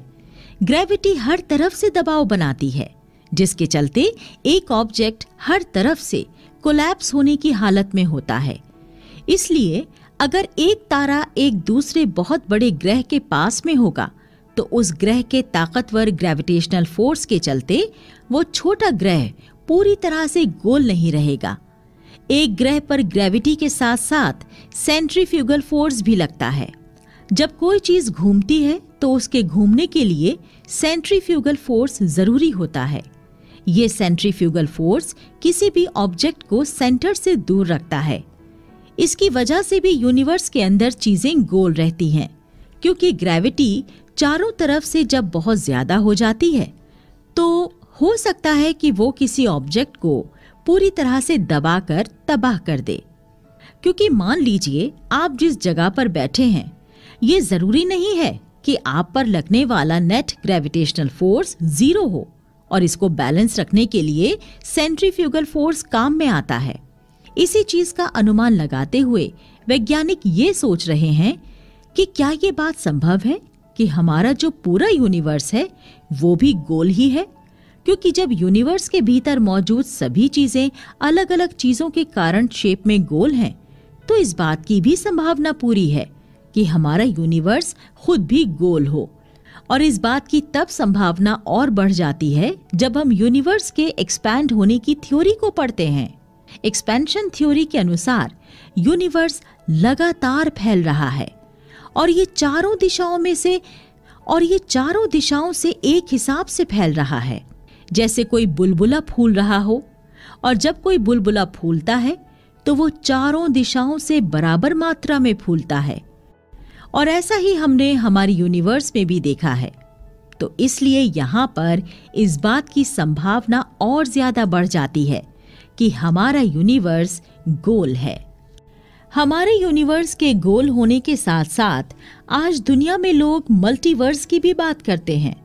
मल्टीवर्स की थ्योरी को मानने वाले वैज्ञानिक ये कहते हैं कि हमारे यूनिवर्स के अलावा भी स्पेस में और भी यूनिवर्स मौजूद हैं। तो अब आप इस तरह से इमेजिन कीजिए, एक अंधेरे कमरे में अनगिनत छोटे छोटे बुलबुले हैं जो लगातार फैल रहे हैं। उन बुलबुलों के अंदर अरबों की संख्या में अलग अलग गैलेक्सीज बनी हुई हैं। उन सब गैलेक्सियों के अंदर अलग अलग ग्रह हैं, और उन ग्रहों में से ही कुछ ग्रहों पर जीवन पैदा हुआ है। कुछ वैज्ञानिकों का मानना है कि मल्टीवर्स में अलग अलग यूनिवर्स एक दूसरे से काफी दूर हैं, तो कुछ लोग ये कहते हैं कि ये अलग अलग यूनिवर्स एक दूसरे से ज्यादा दूर नहीं है। लेकिन इतना तो तय है कि इन यूनिवर्स में कुछ ना कुछ दूरी जरूर है, क्योंकि अगर वो दूरी नहीं होती तो यूनिवर्स लगातार एक्सपैंड नहीं कर पाते। तो देखा आपने, यूनिवर्स को समझने की शुरुआत होती है अपने आसपास की चीजों को समझने से। हमें एक पानी की बूंद भी गोल दिखाई देती है, और ये पूरा यूनिवर्स भी। प्रकृति के नियम पानी की बूंद पर भी वैसे ही लागू होते हैं जैसे इस पूरे यूनिवर्स पर। इसलिए कहते हैं, अगर आपको इस पूरे यूनिवर्स को समझना है और यूनिवर्स के इन गहरे सवालों के जवाब ढूंढने हैं, तो उसके लिए आपको अपने आसपास की चीजों के बारे में जानकारी हासिल करनी होगी, और प्रकृति के साथ उन चीजों का कैसा व्यवहार है इसे समझना होगा, और उन्हीं चीजों से आपको यूनिवर्स के बारे में सभी सवालों के जवाब मिलेंगे। Invisible light. जब हम ये शब्द बोलते हैं तो आपके दिमाग में क्या आता है? हमें इस बात का पूरा यकीन है कि आपको इस बात को सुनकर या तो सूरज से आने वाली रोशनी का ख्याल आया, या फिर किसी बल्ब या ट्यूबलाइट से निकलने वाली रोशनी का। रोशनी की सबसे खास बात यह है कि ये हमें दिखाई देती है। हालांकि खुद रोशनी हमें नहीं दिखाई देती है, लेकिन तब भी रोशनी की वजह से हमें बाकी चीजें दिखाई देती हैं, और उससे हमें ये पता लग जाता है कि किसी जगह पर रोशनी मौजूद है या नहीं। सूरज से जो प्रकाश आता है उसमें रोशनी के अलग अलग प्रकार के भाग होते हैं। 17वीं शताब्दी में न्यूटन ने एक प्रिज्म की मदद से सूरज से आने वाली इस रोशनी को 7 रंगों में बांटकर दिखाया, और इससे लोगों को ये पता लगा कि सूरज से आने वाली रोशनी 7 अलग अलग रंगों से मिलकर बनी है। लेकिन ये बात यहीं खत्म नहीं हुई। 19वीं सदी की शुरुआत में एक एस्ट्रोनॉमिस्ट विलियम हर्सेल ने ये बात देखी कि सूरज से आने वाली एक विशेष प्रकार की लाइट किसी चीज को गर्म कर सकती है, जिसे हम अपनी आंखों से देख नहीं सकते हैं। विलियम इससे पहले साल 1781 में यूरेनस प्लैनेट की खोज कर चुके थे। वो सूरज की रोशनी रंग और इन रंगों से निकलने वाली गर्मी के बारे में एक्सपेरिमेंट कर रहे थे। इसके लिए उन्होंने सूरज की रोशनी के रास्ते में एक प्रिज्म रख दिया और जैसा कि न्यूटन के एक्सपेरिमेंट के दौरान भी हुआ था, प्रिज्म को रखने से सूरज की रोशनी 7 अलग अलग रंगों में बट गई। अब विलियम ने 7 अलग अलग रंगों की पट्टी पर थर्मामीटर रखे तो हैरानी की बात सामने देखने को मिली, जो कि ये थी कि अलग अलग रंग अलग अलग तापमान दिखा रहे थे। हालांकि विलियम को पहले से ही इन नतीजों की उम्मीद थी। तब विलियम ने लाल रंग के ठीक नीचे एक थर्मामीटर रखा तो उन्होंने देखा उस जगह पर तापमान सामान्य सूरज की रोशनी में रखे हुए थर्मामीटर के तापमान से ज्यादा बता रहा था। यानी कि वहां पर सूरज की रोशनी का एक ऐसा हिस्सा गिर रहा था जो सूरज की सामान्य लाइट से ज्यादा गर्म था। विलियम द्वारा इस लाइट को इंफ्रारेड लाइट कहा गया, जिसे हम अपनी आंखों से देख नहीं सकते हैं, लेकिन विलियम की तरह प्रयोग करके हम इसके होने को साबित कर सकते हैं। इस तरह विलियम ने इंफ्रारेड किरणों की खोज की और ये फिजिक्स की दुनिया में एक बहुत बड़ी खोज थी, क्योंकि अब वैज्ञानिकों को ये पता लग गया था कि सूरज की रोशनी में 7 रंगों के अलावा भी कुछ विशेष किरणें होती हैं और यहीं से अलग अलग प्रकार की वेव्स जैसे कि radio waves, microwave, ultraviolet, x ray, gamma ray जैसी किरणों की खोज हुई और आगे चलकर हमने इन सभी किरणों का हमारे उपयोग के लिए अच्छा खासा इस्तेमाल भी किया। आज हम इन सभी किरणों की मदद से अपने जीवन में एक क्रांति सी लेकर आ गए हैं। रेडियो वेव्स की मदद से आज हमने कम्युनिकेशन की दुनिया में बहुत प्रगति कर ली है। माइक्रोवेव की मदद से हम खाने को गर्म कर पाते हैं। एक्सरे की मदद से हम मेडिकल क्षेत्र में कई सारी जरूरी काम कर पाते हैं और ऐसे ही बाकी किरणों का भी अलग अलग क्षेत्रों में काफी उपयोग है। ऐसा नहीं है कि विलियम के द्वारा इंफ्रारेड किरण की खोज के बाद हाथों हाथ वैज्ञानिकों ने इन किरणों का इस्तेमाल करना सीख लिया था। इसके लिए उन्हें करीब 150 साल लग गए थे और 150 साल के बाद पहला ऐसा टेलीस्कोप बना जो कि लाइट के उस भाग को भी पहचान सकता था जो हमें सामान्य आंखों से नहीं दिख सकता है। आगे चलकर जर्मन भौतिकवादी एनरिक हर्ट्ज ने ये बताया कि इन अलग अलग प्रकार की किरणों में इनकी फ्रीक्वेंसी का फर्क है। चलिए आगे बढ़ने से पहले हम फ्रीक्वेंसी का मतलब समझ लेते हैं। लाइट या प्रकाश एक प्रकार की तरंग होती है और इसे इलेक्ट्रोमैग्नेटिक वेव भी कहते हैं। एक तरंग में उतार चढ़ाव लगातार आते रहते हैं और जब हम तरंग को देखते हैं तो हमें ये उतार चढ़ाव भी दिखाई देते हैं। जब एक तरंग लगातार वाइब्रेट करती रहती है तो इसी वाइब्रेशन को हम फ्रीक्वेंसी कहते हैं। 1 सेकंड में होने वाले किसी तरंग में वाइब्रेशन को हम उस तरह की फ्रीक्वेंसी कहते हैं। आसान भाषा में कहें तो फ्रीक्वेंसी का मतलब होता है कि 1 सेकंड में कोई घटना कितनी बार अपने आप को दोहरा रही है। उदाहरण के लिए, अगर आपका पंखा 1 सेकंड में 10 चक्कर लगाता है तो उस पंखे की फ्रीक्वेंसी 10 हर्ट्ज होगी। लेकिन अब सवाल हमारे सामने ये आता है कि वैज्ञानिकों के लिए ये चीजें और क्या काम आ सकती हैं। तो उन्होंने इसका इस्तेमाल टेलीस्कोप को और बेहतर बनाने के लिए किया। अब आप पूछ सकते हैं कि भला टेलीस्कोप में इन अलग अलग प्रकार की वेव्स का क्या काम? तो इसके लिए आपको बता देते हैं कि हम किसी दूसरे ग्रहों को कैसे स्टडी करते हैं। किसी दूसरे ग्रह को स्टडी करने के लिए हम टेलीस्कोप से उस ग्रह से धरती पर आने वाली लाइट को ऑब्जर्व करते हैं। हम देखते हैं कि वो लाइट किस प्रकार की है और उसके आधार पर हम उस ग्रह की सतह पर कितना तापमान है, इस बात का भी पता कर पाते हैं। लेकिन कई सारे ऐसे ग्रह भी हैं जो ऐसी लाइट निकालते हैं जो उस लाइट के अंदर नहीं आती है और जिसे हम अपनी आंखों से देख सकते हैं। पर उस परिस्थिति में हमें ऐसे टेलीस्कोप की जरूरत पड़ती है जिससे हम एक्सरे, अल्ट्रावायलेट रे और इंफ्रारेड किरणों को भी पहचान सकें।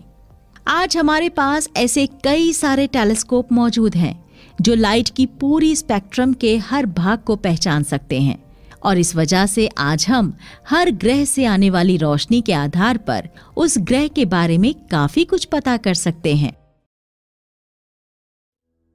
ग्रहों के बीच में दूर से हमारा ये सोलर सिस्टम बिल्कुल खाली दिखता है। अगर हम हमारे इस पूरे सोलर सिस्टम को एक कांच की गोली में बंद कर दें तो हमारे सभी ग्रहों, उपग्रहों और सूरज को मिलाकर ये सभी इस स्पेस का सिर्फ एक बहुत छोटा सा हिस्सा भरेंगे। तो बाकी की इस खाली जगह का क्या काम है? वास्तव में ये खाली जगह नहीं है। इस खाली जगह पर कई सारी चट्टानें, बड़े बड़े पत्थर, धूल और चार्ज, सब एटॉमिक पार्टिकल्स हैं और इन सब पर भी ग्रेविटेशनल और मैग्नेटिक फील्ड का फर्क पड़ता है। अब आप सोच रहे होंगे कि इतनी ज्यादा खाली जगह पड़ी है, उसमें कितनी ही चट्टानें और पत्थर मौजूद होते होंगे। तो आपको बता दें कि स्पेस में लगभग हर दिन हजारों की संख्या में बड़ी बड़ी चट्टानें, जिन्हें मीटियोर कहा जाता है, वो गुजरती रहती हैं। हालांकि एक बड़े समूह में बड़ी चट्टानें बहुत कम ही होती हैं और इनमें से ज्यादातर रेत के कण के साइज की होती हैं। और जब ये हमारी धरती की ओर बढ़ती हैं तो हवा के साथ इनके फ्रिक्शन से इतनी एनर्जी पैदा होती है कि ये चट्टानें और रेत के कण जलकर भाप बन जाते हैं और इस वजह से हम इन मीटियोर को हमारी धरती पर आते हुए भी नहीं देख पाते। ये मीटियोर किसी ग्रह से ही बनते हैं। किसी ग्रह का ही मैटर आगे चलकर उस ग्रह से दूर रहता है और वो इस स्पेस में मीटियोर बनकर घूमता रहता है। यहाँ तक कि हमारी धरती पर से भी एक समय में काफी सारा मैटर टूटकर स्पेस में चला गया था और बाद में वो चांद की सतह पर पाया गया। इसका मतलब है कि वो मैटर चांद की सतह पर मीटियोर बनकर गिरा होगा। हमारी धरती पर जीवन जब नहीं पनपा था तब धरती पर मीटियोर गिरना बड़ी आम बात हुआ करती थी, क्योंकि उस वक्त धरती के साथ साथ कई सारे दूसरे ग्रह अभी नए नए बने थे और ये नए नए बने ग्रहों पर एटमॉस्फेयर ठीक से बना भी नहीं था और इस वजह से उन ग्रहों से चट्टानें टूट टूट कर स्पेस में घूमती रहती और उसी दौरान वो कभी कभी धरती की सतह पर भी गिर जाती। धरती के बनने के अरबों खरबों सालों बाद भी मीटियोर गिरने का खतरा बना रहता है।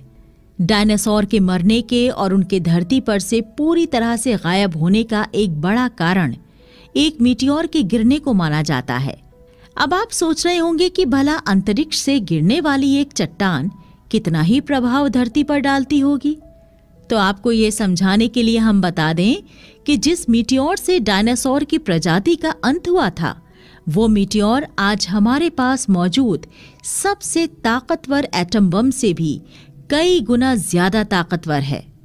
वो मीटियोर इतना ताकतवर था कि जब वो गिरा था तो ऐसा अनुमान लगाया जाता है कि पूरी धरती पर बड़े बड़े भूकंप आए थे और सुनामी इत्यादि देखने को मिली थी। इन मीटियोर और एस्टेरॉइड्स की एक खास बात है और वो ये कि एक विशेष बेल्ट में रहते हैं। ऐसा नहीं है कि अंतरिक्ष में चट्टानें बिना किसी पैटर्न की घूमती रहती हैं, बल्कि ये कि एक ग्रुप में चलती हैं।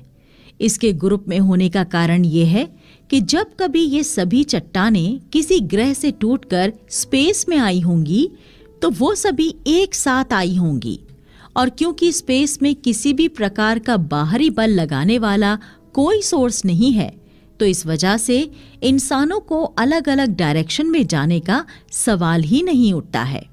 वैज्ञानिक लगातार हमें ये चेतावनी दे रहे हैं कि आने वाले समय में पृथ्वी के करीब से एक एस्टेरॉइड्स का बड़ा बेल्ट गुजरने वाला है और हो सकता है कि धरती पर उस वक्त इन चट्टानों की बौछार हो। नासा ने तो कुछ ऐसी मिसाइल भी बनानी तैयार कर दी हैं जो ऐसी चट्टानों को स्पेस में ही तोड़कर छोटा कर देंगी ताकि ये हमारे लिए एक खतरे का कारण ना बने। इनके अलावा भी स्पेस में धूमकेतु नाम की एक और चीज होती है जो कि सूरज के चारों ओर लगातार घूमती रहती है। धूमकेतु की खास बात ये होती है कि इसके पीछे एक पूंछ दिखाई देती है। ये पूंछ दिखाई देने का कारण अलग अलग प्रकार की जलने वाली गैस होती हैं। धूमकेतु भी कई बार हमारी धरती के पास से गुजरते हैं, हालांकि इनके धरती पर गिरने की संभावना थोड़ी कम है। आपको जानकर हैरानी होगी कि हमारे सोलर सिस्टम में मौजूद जुपिटर ग्रह की वजह से भी धरती पर बहुत ज्यादा संख्या में मीटियोर नहीं गिर सकते हैं। अब आप सोच रहे होंगे कि भला जुपिटर के हमारे सोलर सिस्टम में होने और हमारी धरती पर स्पेस की इन चट्टानों के ना गिरने के बीच क्या संबंध है? तो इसका संबंध जुपिटर के बड़े साइज से है। जुपिटर का साइज और भार इतना अधिक है कि उसका ग्रेविटेशनल पावर धरती से कई गुना ज्यादा है, और इस वजह से अगर कोई मीटियोर धरती के पास से गुजरता है तो जुपिटर उसे पहले ही अपनी ओर खींच लेता है, क्योंकि उसका ग्रेविटेशनल फोर्स धरती से काफी ज्यादा है। और इस तरह से जुपिटर हमारे लिए एक रक्षा कवच की तरह काम करता है।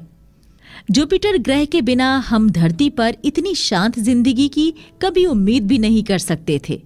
तो इससे हमें ये समझ में आता है कि कैसे धरती पर जीवन सिर्फ इस बात पर निर्भर नहीं करता है कि धरती पर उनके लिए वातावरण कैसा है, बल्कि धरती के आसपास के ग्रह भी उसको प्रभावित करते हैं। जुपिटर के अलावा बाकी ग्रह भी हमारे ऊपर किसी न किसी तरह का प्रभाव जरूर डालते हैं। यहाँ तक कि हमारी धरती से कई गुना छोटा चंद्रमा भी हमारी धरती पर काफी ज्यादा प्रभाव डालता है। चांद के कारण समुद्र के पानी में उफान आता है, जिसे ज्वार भाटा कहते हैं। तो अब आप सोच सकते हैं कि जुपिटर जैसे बड़े बड़े ग्रह से हमारी धरती पर कितना प्रभाव पड़ता होगा। हमारी अब तक की चर्चा में हमने स्पेस में मौजूद अलग अलग प्रकार की चीजों के बारे में जाना। हमने देखा कि कैसे मीटियोर और एस्टेरॉयड स्पेस में घूमते हुए राक्षसों की तरह हैं, जो किसी भी ग्रह को नहीं छोड़ते हैं। लेकिन हमारी किस्मत अच्छी है, शायद इसलिए हमारे सोलर सिस्टम में जुपिटर प्लैनेट मौजूद है, जो कि हमारी इन चट्टानों से रक्षा करता है। इससे पहले हमने सूरज से आने वाली लाइट के बारे में बात की थी। साथ ही साथ हमने हमारी चर्चा में पीरियोडिक टेबल में मौजूद अलग अलग एलिमेंट्स के बारे में भी गहरी चर्चा की थी। डार्क मैटर और डार्क एनर्जी के बारे में भी अब तक आप काफी कुछ जान चुके होंगे। अलग अलग गैलेक्सीज के बीच में क्या मौजूद है, ये चीज भी अब आपकी समझ में आ गई होगी। साथ ही साथ हमने ये भी देखा कि कैसे शुरुआती समय में धीरे धीरे अलग अलग बनी सब एटॉमिक पार्टिकल और उनसे एटम बने। वहीं हमने ये जरूरी बात भी देखी कि यूनिवर्स के बारे में हमें इतनी जानकारी देने में न्यूटन का बहुत बड़ा हाथ है। न्यूटन के ग्रेविटेशन के नियम के बिना हम यूनिवर्स के बारे में इतना सब कुछ कभी भी नहीं जान सकते थे। न्यूटन के साथ साथ हमने 20वीं सदी के सबसे महान वैज्ञानिक आइंस्टाइन के बारे में भी काफी कुछ जाना, और हमने देखा कि कैसे आइंस्टाइन के नियम ने यूनिवर्स की ओर देखने का हमारा नजरिया हमेशा के लिए बदल कर रख दिया। यूनिवर्स के बारे में बात करने के बाद अब हम बात करते हैं हमारी अपनी धरती की। हमारी धरती और एलियन। अपनी सुबह सुबह की वॉक को याद कीजिए, या उस दिन को याद कीजिए जब आप कभी घूमने के लिए निकले। आपने अपने आसपास कई सारी नेचुरल चीजें देखी होंगी। इसमें पेड़, पक्षी, पशु और इंसानों द्वारा बनाई गई सारी चीजें, जैसे गाड़ियां, बिल्डिंग्स इत्यादि। हम अपने इस प्लैनेट की अनगिनत चीजों को दिन रात देखते रहते हैं। लेकिन जब आप धरती से जैसे ही दूर होने लगते हैं, वैसे वैसे ये चीजें भी आपको कम दिखाई देने लगती हैं। एक हवाई जहाज की खिड़की से आपको बड़ी बड़ी बिल्डिंग्स बहुत छोटी लगने लगती हैं। जब स्पेस में जाने वाले अंतरिक्ष यात्री रॉकेट में बैठकर धरती से जैसे जैसे दूर जाते हैं, वैसे वैसे उनको चीजें थोड़ी और कम दिखाई देती हैं।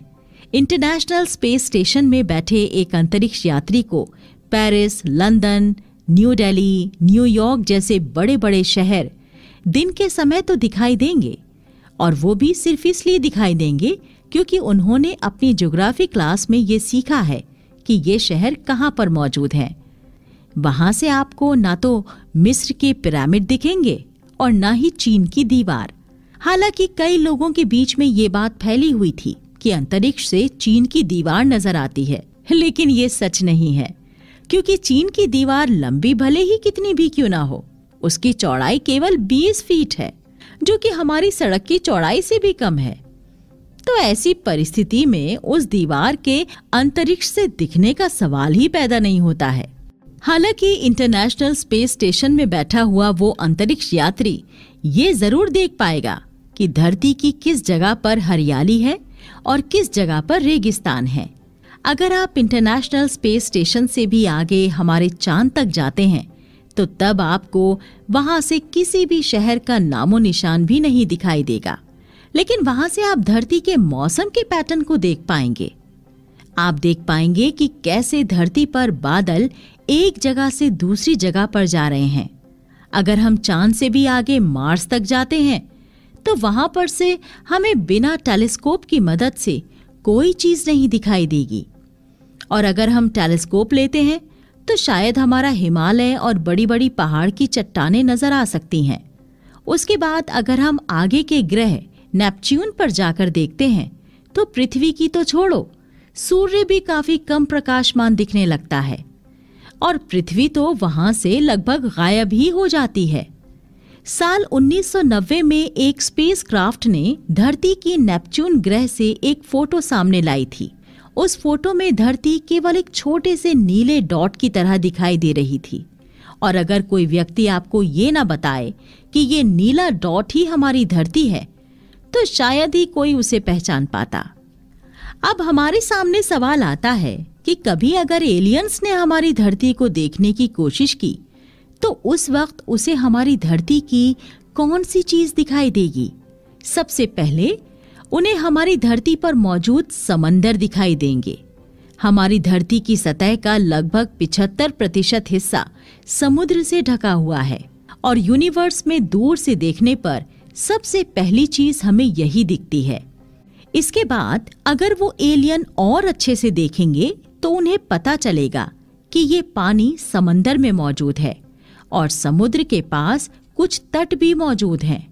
तो इससे वो ये समझ जाएंगे कि अगर पानी लिक्विड फॉर्म में है तो हमारे प्लैनेट का तापमान कितना होगा और साथ ही साथ हमारे प्लैनेट के प्रेशर के बारे में भी उन्हें काफी हद तक अंदाजा लग जाएगा। और अगर वो ध्यान से देखते जाएंगे तो हमारे पोलर रीजन में मौजूद बर्फीले पहाड़ों को भी देख पाएंगे।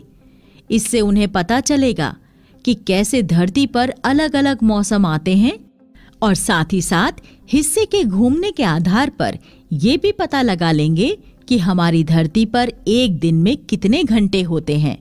इसके अलावा एलियन हमारे मौसम में होने वाले बदलाव को भी देख पाएंगे, क्योंकि अगर वो कोई दूर के प्लैनेट से एक अच्छे खासे टेलीस्कोप की मदद से धरती की ओर देखेंगे तो उन्हें हमारी धरती के ऊपर बादलों की मूवमेंट के बारे में काफी कुछ जानकारी मिल जाएगी।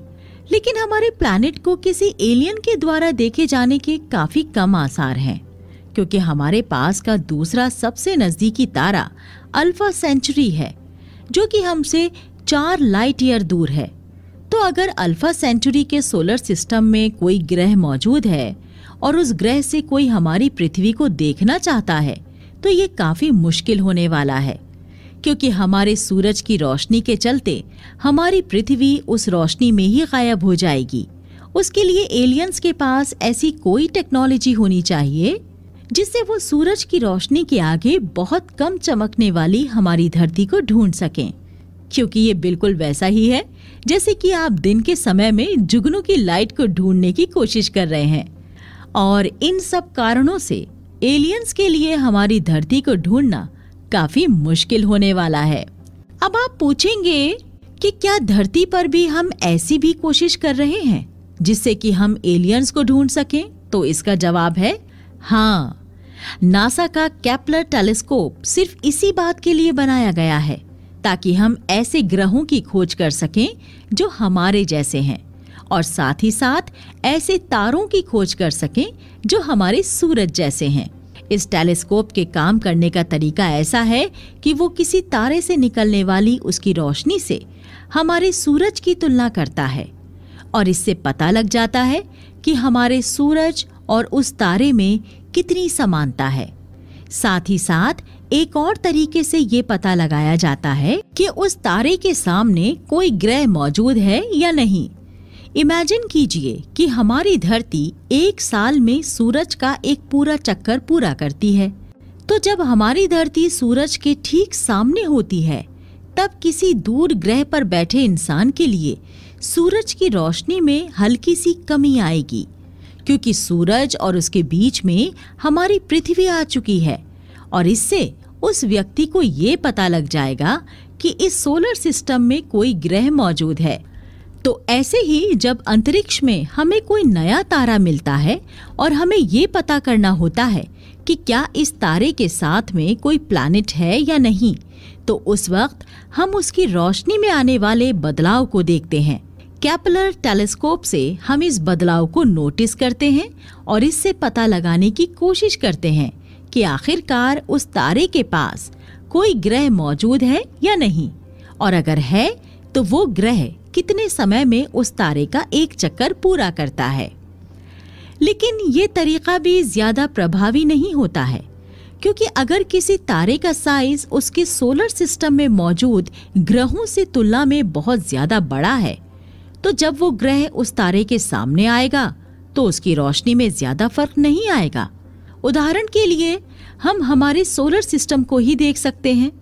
हमारा सूरज हमारी धरती से कई गुना बड़ा है और जब धरती सूरज के सामने आती है तो उसका बहुत छोटा सा हिस्सा ब्लॉक करती है।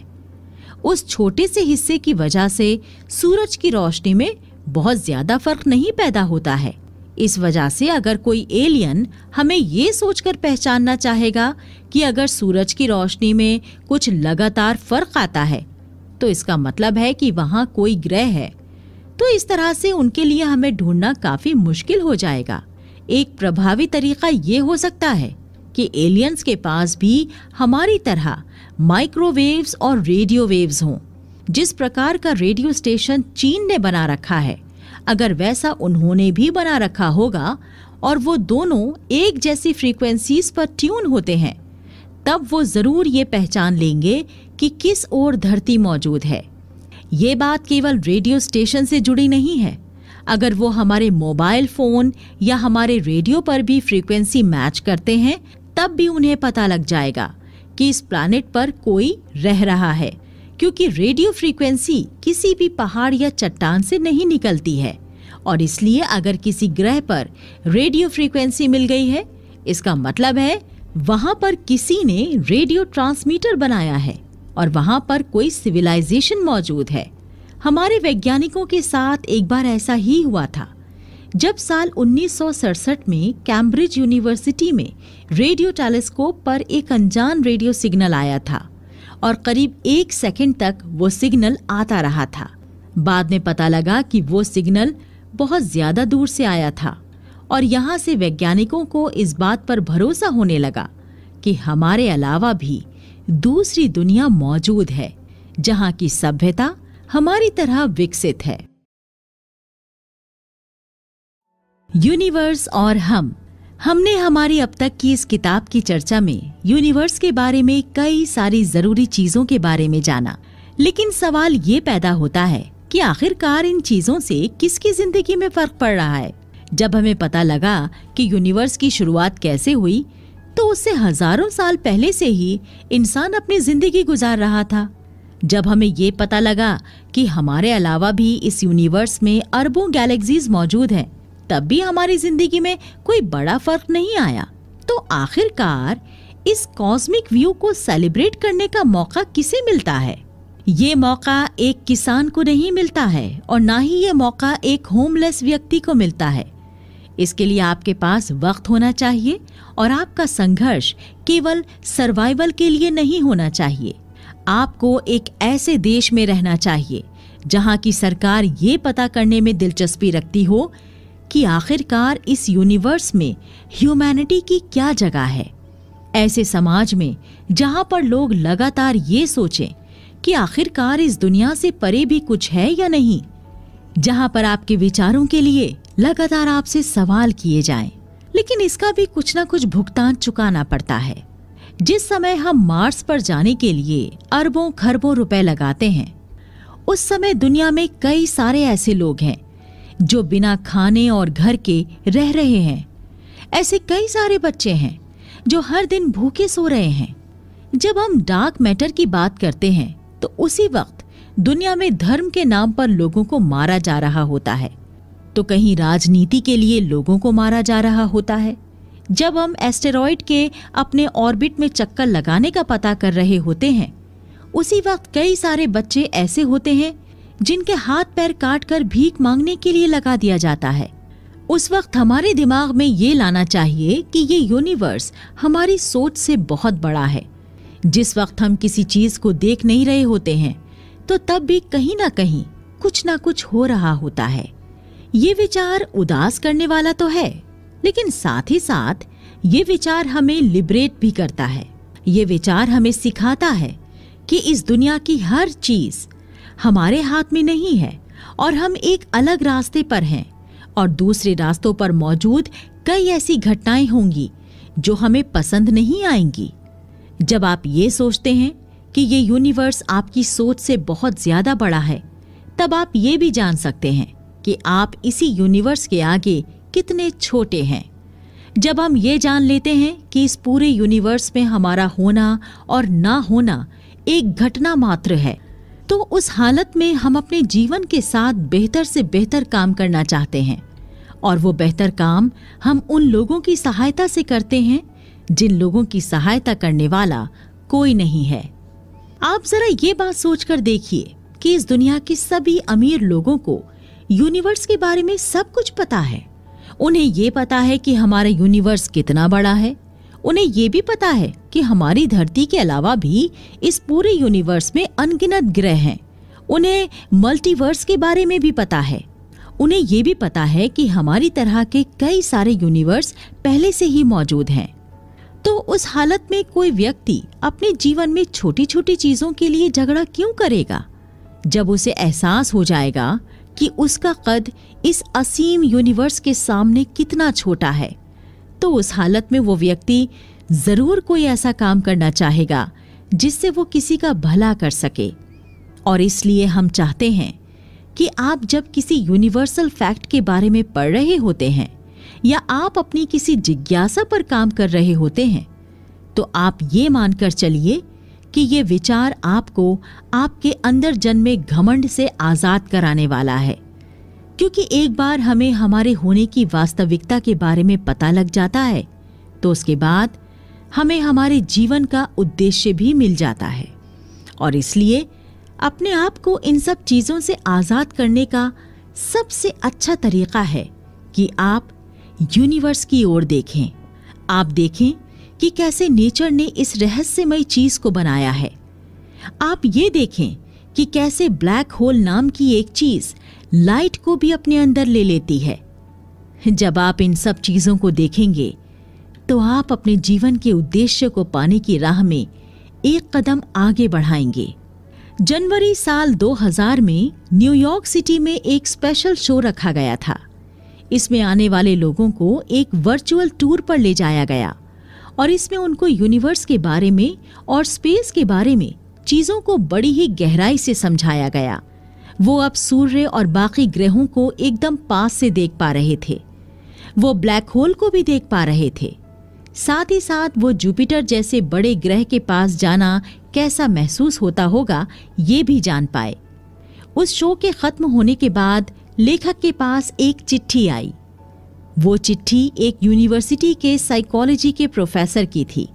प्रोफेसर लोगों को अक्सर ये बताया करते थे कि वो लोग इस दुनिया में कितने छोटे हैं, लेकिन जब उन्होंने उस शो को देखा तो अब वो खुद को छोटा महसूस कर रहे थे। उस प्रोफेसर ने उस चिट्ठी में कहा कि जब भी वो स्पेस को देखते हैं तो वो ज्यादा कनेक्टेड फील करते हैं और कहते हैं कि वो इंसान की काबिलियत के बारे में भी जान पाते हैं, क्योंकि इतने बड़े यूनिवर्स के बारे में पता तो आखिर इंसान के छोटे से दिमाग ने ही लगाया है।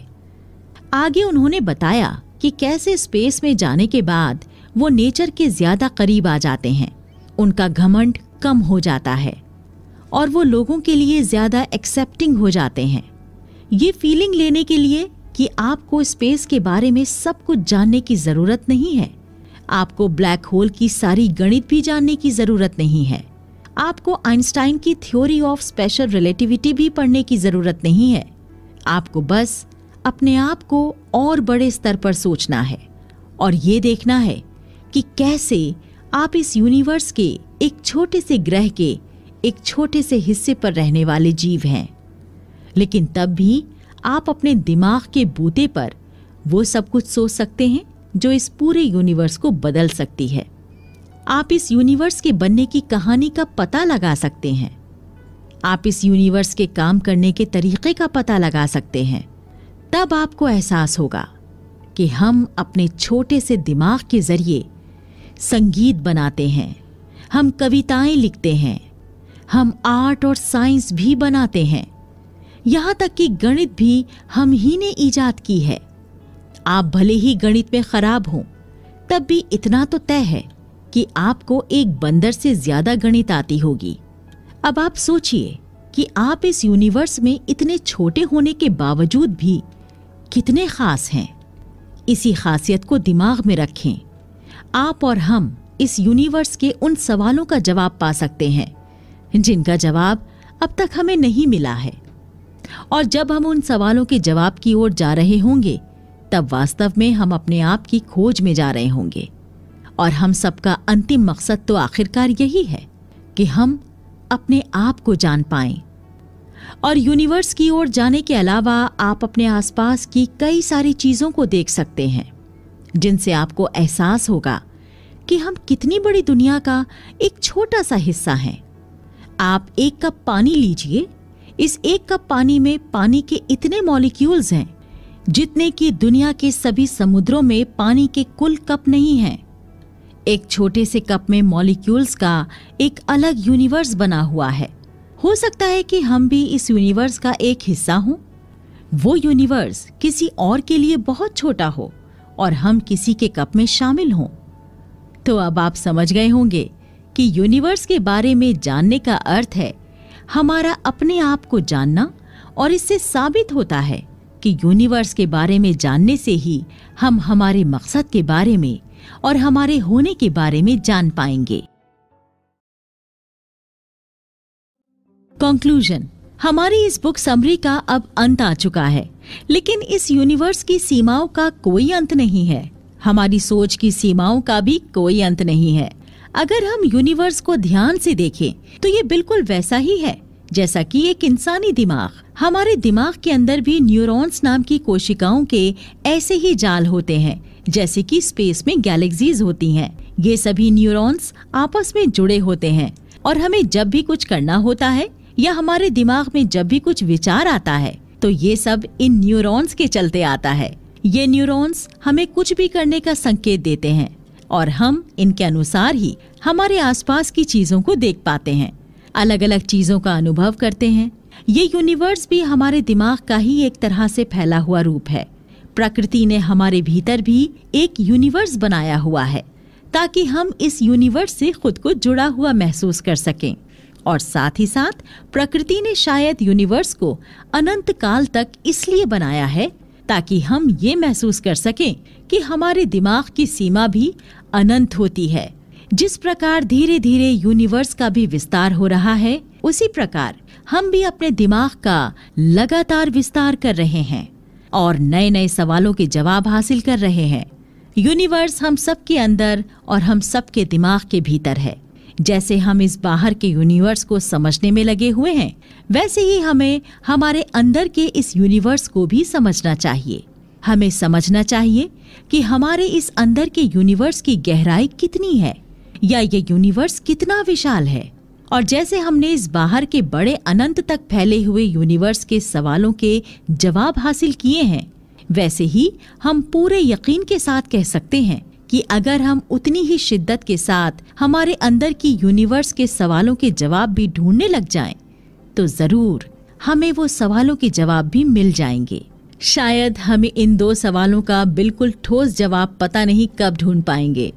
ये दो सवाल हैं कि आखिरकार हम बने कैसे हैं, और दूसरा अहम सवाल कि हम बने क्यों हैं। इन सवालों के जवाब को पाने की कोशिश हमारी सदियों से जारी है। कई सारे धर्म गुरुओं ने भी लोगों को इन सवालों के जवाब बताने की कोशिश की है, लेकिन इतना तो कई सारे वैज्ञानिकों ने माना है कि दोनों ही सवालों के जवाब इस पृथ्वी पर नहीं हैं। ये जवाब पाने के लिए हमें धरती की इस सीमा से बाहर जाना होगा, और धरती की सीमा से बाहर जाकर जब हम यूनिवर्स में देख रहे होंगे तो वास्तव में हम अपने भीतर झांक रहे होंगे और तब हमें इन दोनों सवालों के जवाब भी मिल जाएंगे। यूनिवर्स को समझने की कोशिश आज की नहीं है, ये कोशिश सदियों पुरानी है। भारत में वेदों के अंदर भी यूनिवर्स के बनने के बारे में कई सारी बातें कही गई हैं। यूनिवर्स को जानने की इच्छा आज की नहीं है, ये इच्छा सदियों पुरानी है। आज बस हमें इन सवालों के जवाब जल्दी मिलने शुरू हो गए हैं। लेकिन यूनिवर्स के सवालों का कोई अंत नहीं है, ठीक वैसे ही जैसे यूनिवर्स का कोई अंत नहीं है। हम धरती पर बनी इस छोटी सी दुनिया तक कई बार अपने आप को सीमित कर लेते हैं, लेकिन जब हम अपनी नजरों को ऊपर उठाकर आकाश की ओर देखते हैं तब हमें एहसास होता है कि हम तो बस एक कुएं के मेंढक की तरह कुएं में ही फुदक रहे थे। हमने वास्तविक दुनिया तो अब तक देखी ही नहीं। आज दुनिया भर के देश स्पेस में अपने अलग अलग मिशन कामयाब करने में लगे हुए हैं।